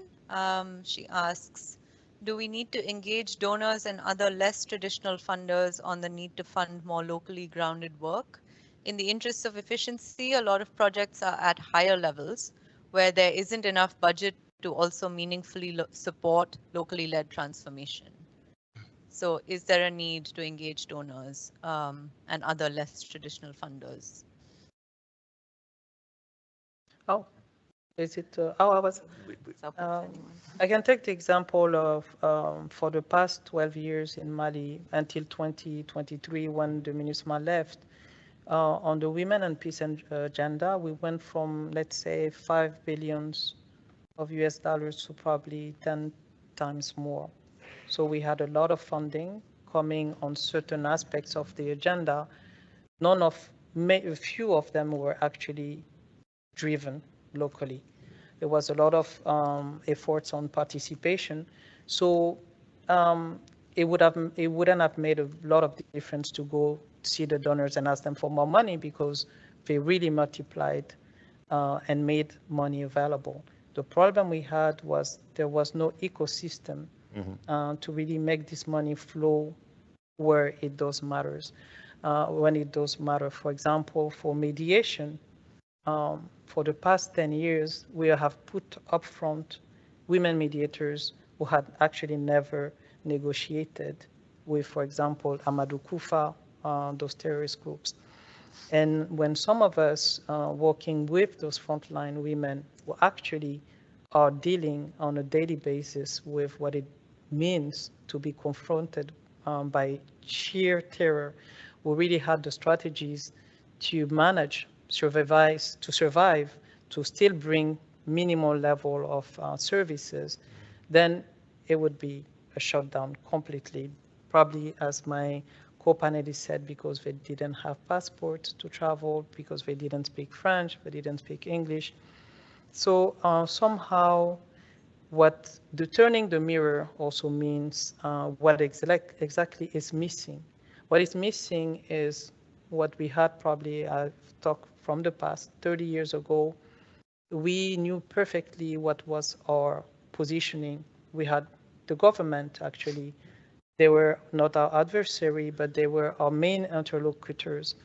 Now, when you take the cases of Mali, we had the MINUSMA, we had the government, we had those terrorists, we had the armed groups, we had the confessional groups, we had some powers outside, and then we got lost. We actually lost our agenda to those who had the money on the table.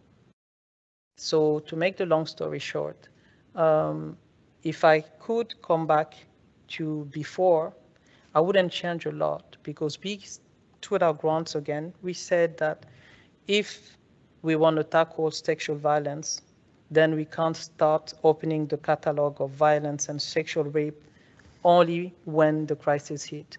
We also have to take our population accountable, our women. Women are purveyors of violence too, and say we cannot blame it on the conflict. What it means is that it is up to us to to demand that there's a sacred, how would I say, commitment on certain topics, so that they don't become instrumentalized, they don't become weaponized. So those topics are, for me, at least three. It's women's sexual violence against women, which this one has been terribly instrumentalized in Mali, including in certain reports where women have been reported to have been raped, when at local level, we knew perfectly that this wasn't true. And I'm not going to name the reports. We have seen sanctions, the European Union doing extremely good work, but deciding to close off some of those programs even before the military regime decided to not hold the elections. Anyway, what I'm saying is it's not more money, it's how much money already available is being used to sustain work that cannot be interrupted. It's also how we channel money towards those we can really make a difference, like the women mediators. For many of them, they would not even cite one article of Resolution 1325 because simply they were not taken into account at a leadership level. So, and maybe what I can add is like we have an opportunity with what people call a crisis, because the crisis has been unfolding in our women's and peace security community. It's just that for many reasons it's not really put at the table unless they want to weaponize it. So those are things we have an opportunity to change now that everybody is concerned about being on the edge, bring real topics on the table and face our own accountability, being more accountable and change certain things that we definitely have to change to get back the trust and more money, maybe. I think Victor wanted to say something. Oh, yes. Oh. That's what Gen Z do, huh? Are you Gen Zs, huh?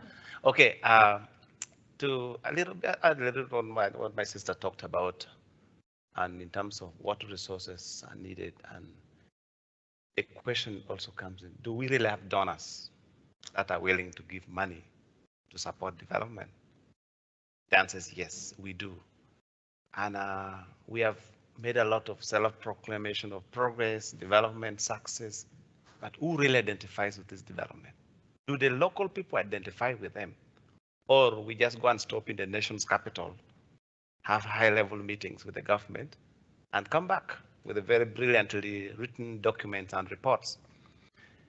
To me, from what we have seen, you know, I said earlier on that mental health is not secondary, it's a primary issue.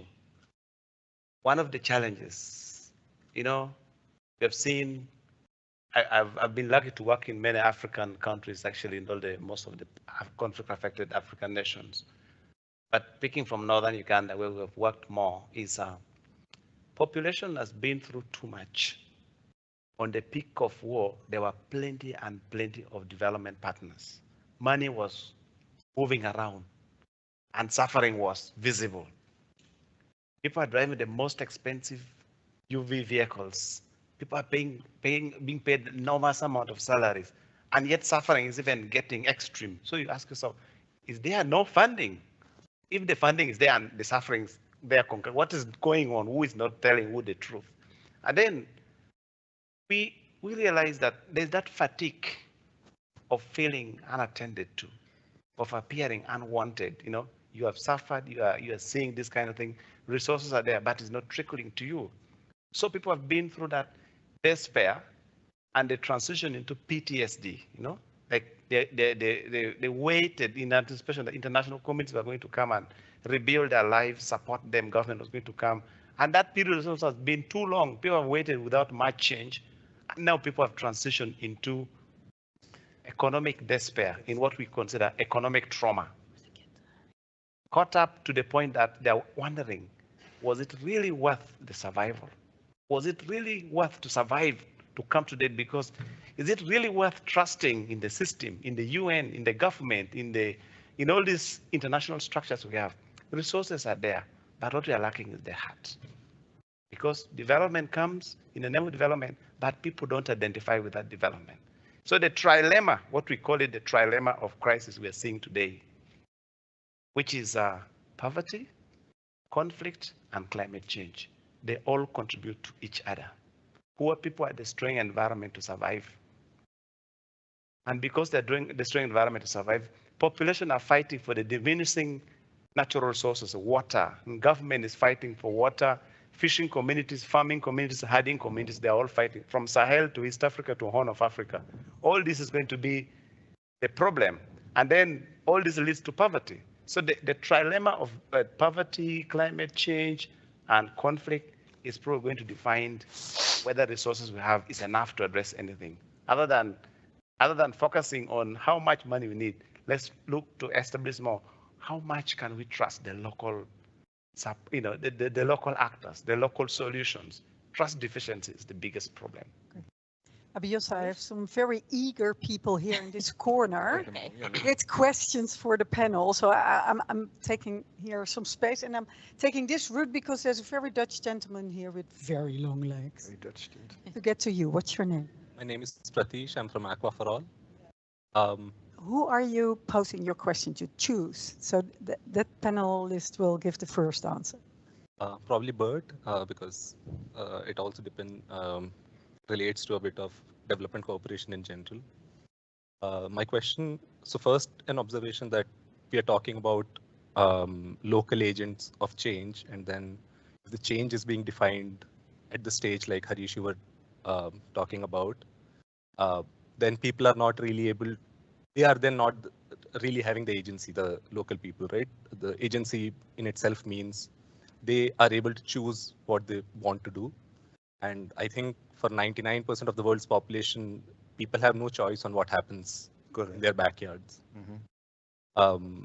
The question is, when the development money is spent, in that equation, why are the very commonsensical things like when it is going from, say, Netherlands, some knowledge about, say, older politic, which fundamentally was people who are affected by the consequence of a decision should be part of the decision making, not part of the package along with the funding, which goes in that, if you're doing this cooperation funding, why is that approach not being made part of the package? I see Mr. Koenders think. Is the question clear? Yeah, I'm thinking on it because my sense is that we are at a moment that we are discussing today in which we have to get rid of a lot of the terms we're using. Aren't we thinking about a different development paradigm? We're using a lot of terms. To be very honest, the word locally led in itself doesn't say anything. It depends by whom. The local led could be the worst ever. If you, I mean, is being here or there. I think we have to look, and I'm from politics, and that's the risk. I know that we're not very popular. But what do we see in the world? Sorry, I have to say something about that. A growth of autocracies and corrupt governments. That's a big trend in the world. In bigger powers, in Europe to a certain extent, fortunately not everywhere, unfortunately in many parts of Africa at the moment, that the state model that you see is more of a political marketplace, as some people call it now in fashion, and we see it in other places as well. If that's the case, what we call development or transition or agency is going to work differently. And it's not all across the board the same. And therefore, I'm trying to look at a different way we look. Look, development aid in traditional sense, I've been a minister, I don't know how many will remain. We are, I'm in my party, we're hoping that another one comes. But we'll have to do this completely different. We were talking about transitions that we go through, where we are more honest about the relationship we have with other countries, in which we both go through transitions around AI, around work, possibilities for work, around conflict. Does it solve anything? No, not yet. But I would be very political in the sense that, yes, if there are now movements in Serbia, in Turkey, in Kenya, on changing because these structures do not necessarily bring the results, it is obviously not wise to do with those countries forms that I still think might be useful in other terms, limited budget support, for instance. We have an enormous problem in the world that is structural. Let's assume that we know development cooperation is very small. It's cut. I think it shouldn't be cut. We should protect the most important points that are now at a loss, including around especially the issues that my neighbor was mentioning, and peace building as well. But the other things will be completely different. So locally led, yes, in certain circumstances, I would say in Mali, but let my colleague talk about it. Yes, support those women's movements. Do it directly. Doesn't have to go even through SNV necessarily, or if you have the right contacts, I don't mind. In other places, engage at the local level. Okay. And so I'm trying to say, look at what's happening in the world. We need some new words for it. I think in a world of polarization and a lack of global conversation and distrust, it is about finding new ways of working together. So there are a few old-fashioned things that are important. International cooperation, multilateralism, coalitions of the willing. Do we solve all the issues? No, we might actually have coalitions willing with not very nice governments. So let's try how to deal with it. But we are not in a Bretton Woods moment. Okay. We have to work from unpredictability and understand who we want to serve. I've got a lady here. Would you mind standing up? Very nice. What's your name?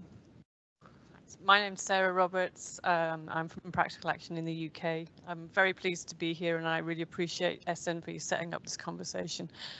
I was going to ask a question to Joyita and to Bert, but I know he said a lot and had half answered my question. But I think most people here in different ways have been envisioning and fighting for and working for a more just and equal world. And that's not the place where the narrative is and the trends are going. And I've heard people on this panel talk about the need to fight back, which I think is really important. And I just wanted to get some thoughts about what would be effective for people like us in this room. How do we effectively fight back against the direction that's going on? Because it feels like we're the kind of people who should be able to do it. You want a fighting training. Joyita. I think, so I'm not thinking off the cuff, but the first point I would like to bring up is the misinformation and disinformation, which is the #1 security risk today. And I think it's really important that we fight that trend, because that is the trend that is saying, oh, development cooperation doesn't work. You know, they're creating narratives that are both on the environmental and the development front very, very destructive. And for that, I think we have to be alert on it. I'm just now talking based on what the European Parliament is also saying. You have to be vigilant. You have to try and figure out what is the source of that kind of information, and is it based on data, and can we actually fight back on that? And I think we need to do that across the board, because every time I hear a lie, I don't know how to, you know that that lie is going to spread through society, and I don't know how exactly we can come back and say that's a lie, that's not correct, it's not supported by information, the source is wrong. So that is one thing, and this is actually not an original thought from my side. I heard Al Gore say it, and he kept trying to make us as scholars come back and keep fighting this issue. The second point I want to bring up is the point I made earlier, which is the enlightened self-interest of governments, and of society. So I'm now talking about the global north. The global north societies are not seemingly supporting large amounts of money going to developing countries, whether they can be spent wisely or not, okay? So that's the second part. Why are they not supporting it? Why don't they think that that money is useful? Why are they so angry about that money? Part of it is because we see a shrinking government in the global north, and the resources received by the global north governments is shrinking because of this evasion and avoidance, plus the lack of information. So a lot of the time we don't do suasive instruments. We have regulatory instruments, we have economic instruments, but we don't educate the public about why climate change is so terrible. We don't educate the public about why the climate change problem will boomerang on them. Their house in the Netherlands, people will have to redo their foundations because the water level is going down and the foundations are getting weak. Why are we not telling them? Very expensive. I just had it in my house. It's just and he's a powerful guy, but you know, there are people in the society that are not so powerful. Yeah, but not rich necessarily. I mean, Josse, if I may, we have one last question here, I think. Esther Loffer, you're the former ambassador or the current ambassador to... Former ambassador, and you just flew in from Burkina Faso. Would you mind standing up? Yes. Who are you posing your question to? That's hard. First and foremost, I'm former. I just arrived in the Netherlands. I've just been there for 4 years, and it was actually well, thanks to Simon that I'm here because he really challenged me to challenge also here. So what I'm trying to do is actually zoom out a little bit. We have been trying to say we need to look into the mirror. My question, I do pose it to those that want to pick up the baton. Are we really ready for introspection? The mirror that we're talking about. Where does the whole system of development cooperation come from? It is linked to power politics. It is linked to a post, let's say, Second World War construct decolonization process. Does mean we come not in neutral. We have formulated that to UN in a rather neutral way, SDGs and all that, but it's politics. So everyone who is part of it, whether it's governments, us as ministries and donors, but also the executors such as SNV, are we sufficiently aware where we come from? How can we, that's the question, raise awareness of the fact where we come from, and therefore we are being battled geopolitically, simply because we do have interests, whereas we have been proposing it as being a neutral action from our side. So how do we deal with the fact that we still perceive development as a neutral act, yet it is totally not neutral? It is about power politics. How do we deal with that? Because that's where the question of the meta lies. And so when you say we, who exactly? Us, together. It's politics, it's development community, and it is the self-reflection we need. But I feel that we pose the self-reflection to the other, not to ourselves. So how do we get the self-reflection to ourselves? There you go. Abia, so up to you to decide who you're going to give the first. Harry. Sure. Thanks. I think I am very glad the world is in chaos. Because otherwise the development sector is going on as usual. It's the concept of donor colonization.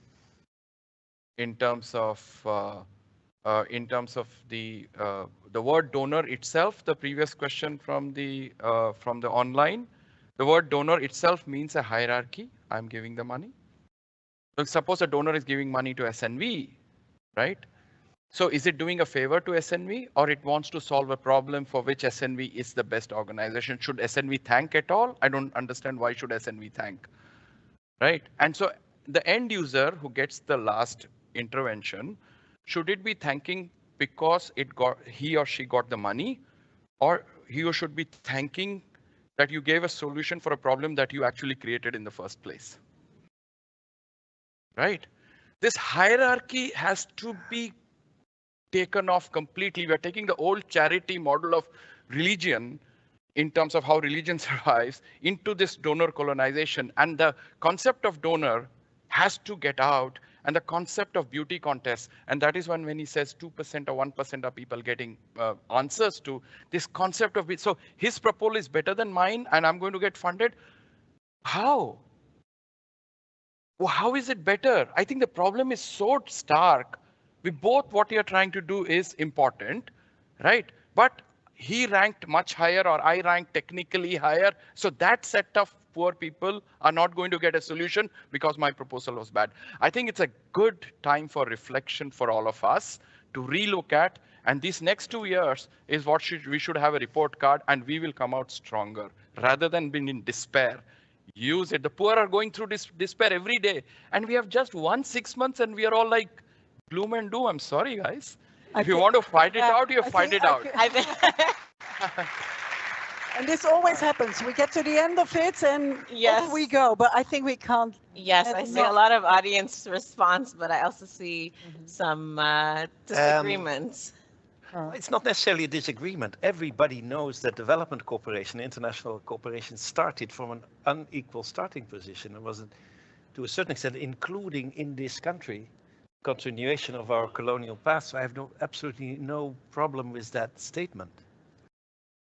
The problem I have more is that if that's the case, it doesn't mean automatically that international cooperation could not actually catalyze quite a few good things. And it depends actually how it works.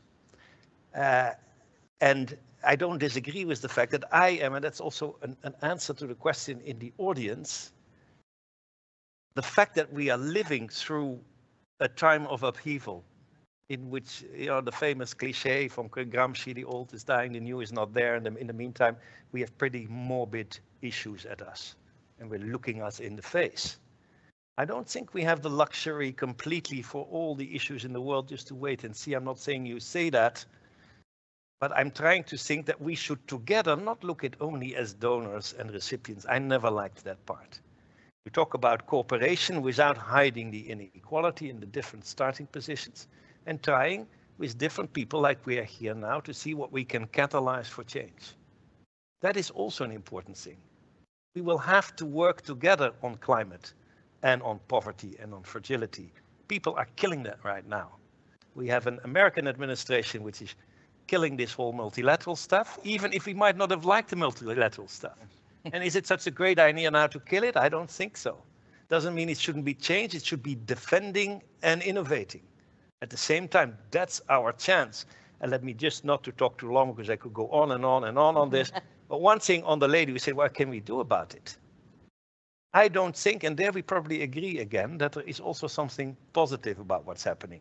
For the first time, I see Europe and Africa talking again at a much more equitable level. Why? Because they feel alone, both of them. The Americans are, you know, basically President Trump. This is the only meeting we haven't talked about Trump yet. It's the first sentence. On purpose. And that's very good. But mostly, you know, they say, yeah, you know, we had an advantage with Trump in Europe. To a certain extent, he brought us together. And was necessary. You know, the Africa, and let's say Brazil. What's happening in Brazil? Brazil is now talking to Europe and say, we have somebody in the north there, you have the same issue. Let's talk about if we can come to more policy space for developing countries by building together a different trade system.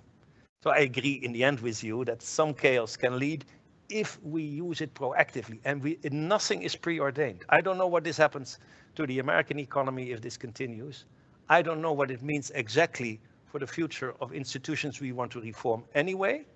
And I think elections in Europe every time show that there is a choice to be made. I'm not going to be a party political here, but there are different options. I saw now Germany again is trying to do new things. I see in the global south new developments in which there is a real conversation between old colonialism, criticism, lack of trust, and the need for cooperation immediately.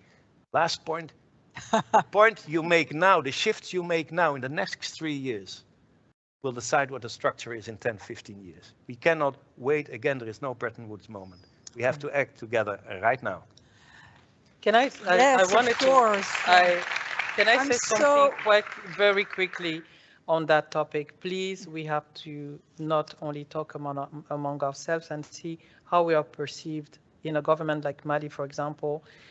When you look at the budget, less than 10% of the money coming from development aid is registered. These are some things that don't come out, but when you work for the government, more than 80% of the aid is considered to be project aid, and it's sort of rejected by the national accounting system, meaning that from the point of view of the government, there's no value addition to development aid. Really, this one, maybe we can sit down one day. So we are seeing ourselves in a very domineering position when compared to other actors, we're not significant. And that is very important. In that age of influencers, where one person can influence millions of viewers, it's even worse, especially since we are being equalized to our government in the case of Netherlands. So let me make it very short. We also need to be very humble, the whole development sector, about what is our size and how much soft power actually NGOs have had for a decade. And that soft power is eroding. And we maybe need to have a frank discussion about why and how we perceive versus how we see ourselves. Thank you. Thank you so much. As a master of MC, yes, of course. As the master of ceremony, I have to. Maybe you started hearing the noises from the kitchen. So Abiyasa, I think we're done with the questioning from here, and I'm giving it back to you to wrap up. Thank you. So I think we've heard a lot of input here, and we are actually on the edge. And what is going to determine whether we are on the edge of a cliff or at the edge of a horizon is up to us. What I've heard come out is that this is a moment that can be catalytic and that can drive innovation. But we have to be adaptive and we have to be transformational. And to do that, it has to be rooted in trust, in honesty, and in the needs of the people that we're here to serve. With that, I wanted to ask the panel a final question, which is,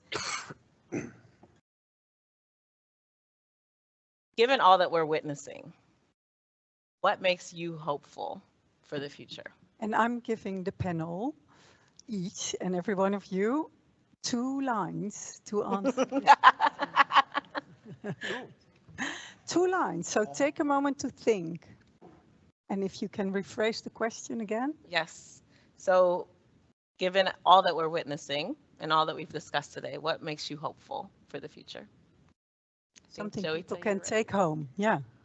2 points. So the first is the rise of social movements on both environmental and development issues worldwide. And the second is the rise of court cases, and judges are sticking their neck out, including here, where the International Court of Justice came out with an advisory opinion that I found quite brave.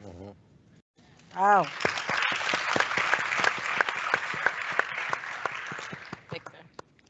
Yeah, I'm glad that we lived through a lot to where we are, and we have learned a lot. So the next 20 years, we should not be again spending time writing proposals and we get less than 0.5% response. But maybe in the next 20 years, we will be a donor organization coming from Africa. We are going to work towards that. And second thing is, as a believer, 2 lines. That's not 2 things, but okay, because it's you. Already said it. This is my tagline. I'm a believer, a strong believer in peace. And from day one, I chose peace. My first time I started Peace Club, I was 13 years old.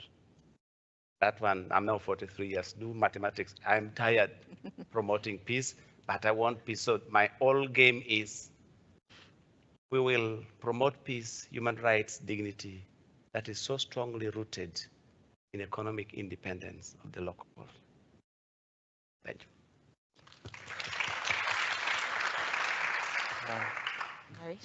My biggest hope and hope is that in terms of Lego pieces, a lot of solutions for the problems that are there exists.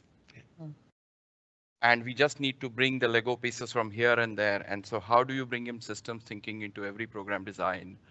And if we all get together, it's not very far as if we have to re-innovate. 1 point. Second point, I just wanted to. Yeah, now I have to give it to all of you. It's just that I'm glad Africa and Europe is getting together. And I hope it actually goes beyond being together against a person, but towards a problem. Amen. Sure. And that is long lasting, is my question. Yeah. Thank you.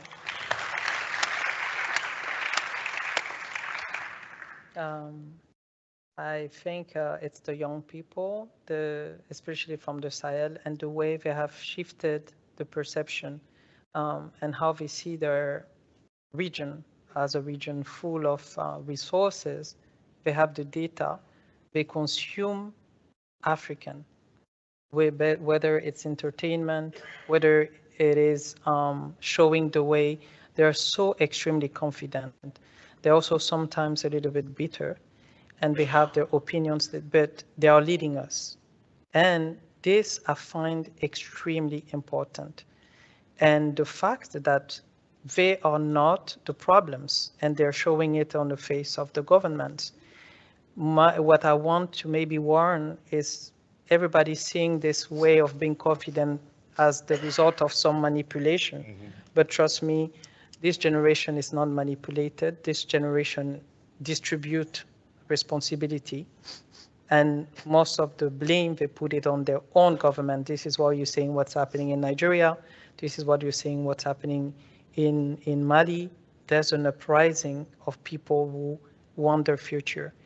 And last thing, I'm hopeful because women, most of us are trying to go get wealth, not where we've been told wealth is, but where we've seen men getting richer, is having access to resources, productive resources.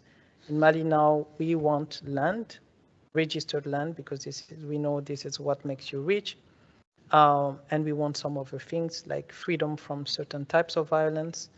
And this gives me hope. And what I hope is that on your side of the development world, you start investing on 5-10 years programs, because you understand that what we're dealing with are structural problems that might have certain symptoms depending on the crisis, but invest long term on structural issues with women and not with other women. So thank you. Pretty much hopeful. I think the best words have been done, so I don't want to spare you time. I think it's really when I look at the big fight in the world between authoritarian big man politics, corrupted governments, which are unfortunately on the rise, I see at the same time that the fight against that is increasing in terms of its strengths, not only by those who have the courage, like in Kenya or in Serbia or elsewhere, but they actually slowly start to appeal also to a larger part of the population who are in the middle. I'm not saying that it is preordained again, but here's the fight, and the fight is not necessarily lost. It might be won, actually. And secondly, what you said about technology, I think is absolutely true. Look at the major revolution we've seen now in solar and wind energy. Cheaper than ever, changing. All these oil businesses become a bit nervous. Changes are going in the right direction. We just have to give them a big push. So on these two elements, I think there are at least engines that we can use to move on without being overly simple, because we have to be vigilant. But there is hope. Thank you. Thank you. Super. So thank you to all of you for listening in on this conversation, and thank you to the distinguished panelists. Thank you. You know what you said about AI? I love Thank you all so much. So just stay here for one more minute so that I will wrap up with you before you walk outside, because there's something waiting for you. Just think briefly for yourself what it is you're going to be taking home from this.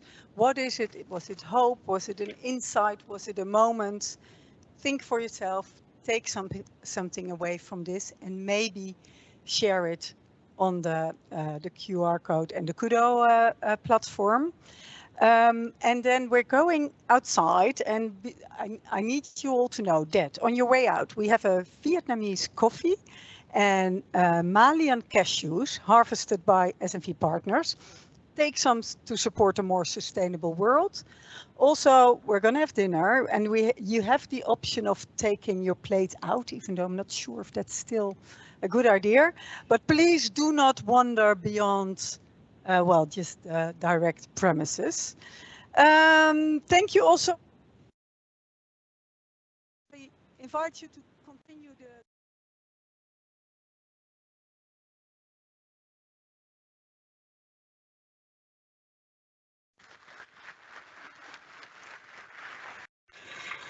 And thank you everybody for joining today. I think it's been a great event for today. Thank you so much, all of you. And we will now end the transmission. Have a good evening and goodbye. Of course, he would not agree with it. If you go to a Spanish-speaking world, they get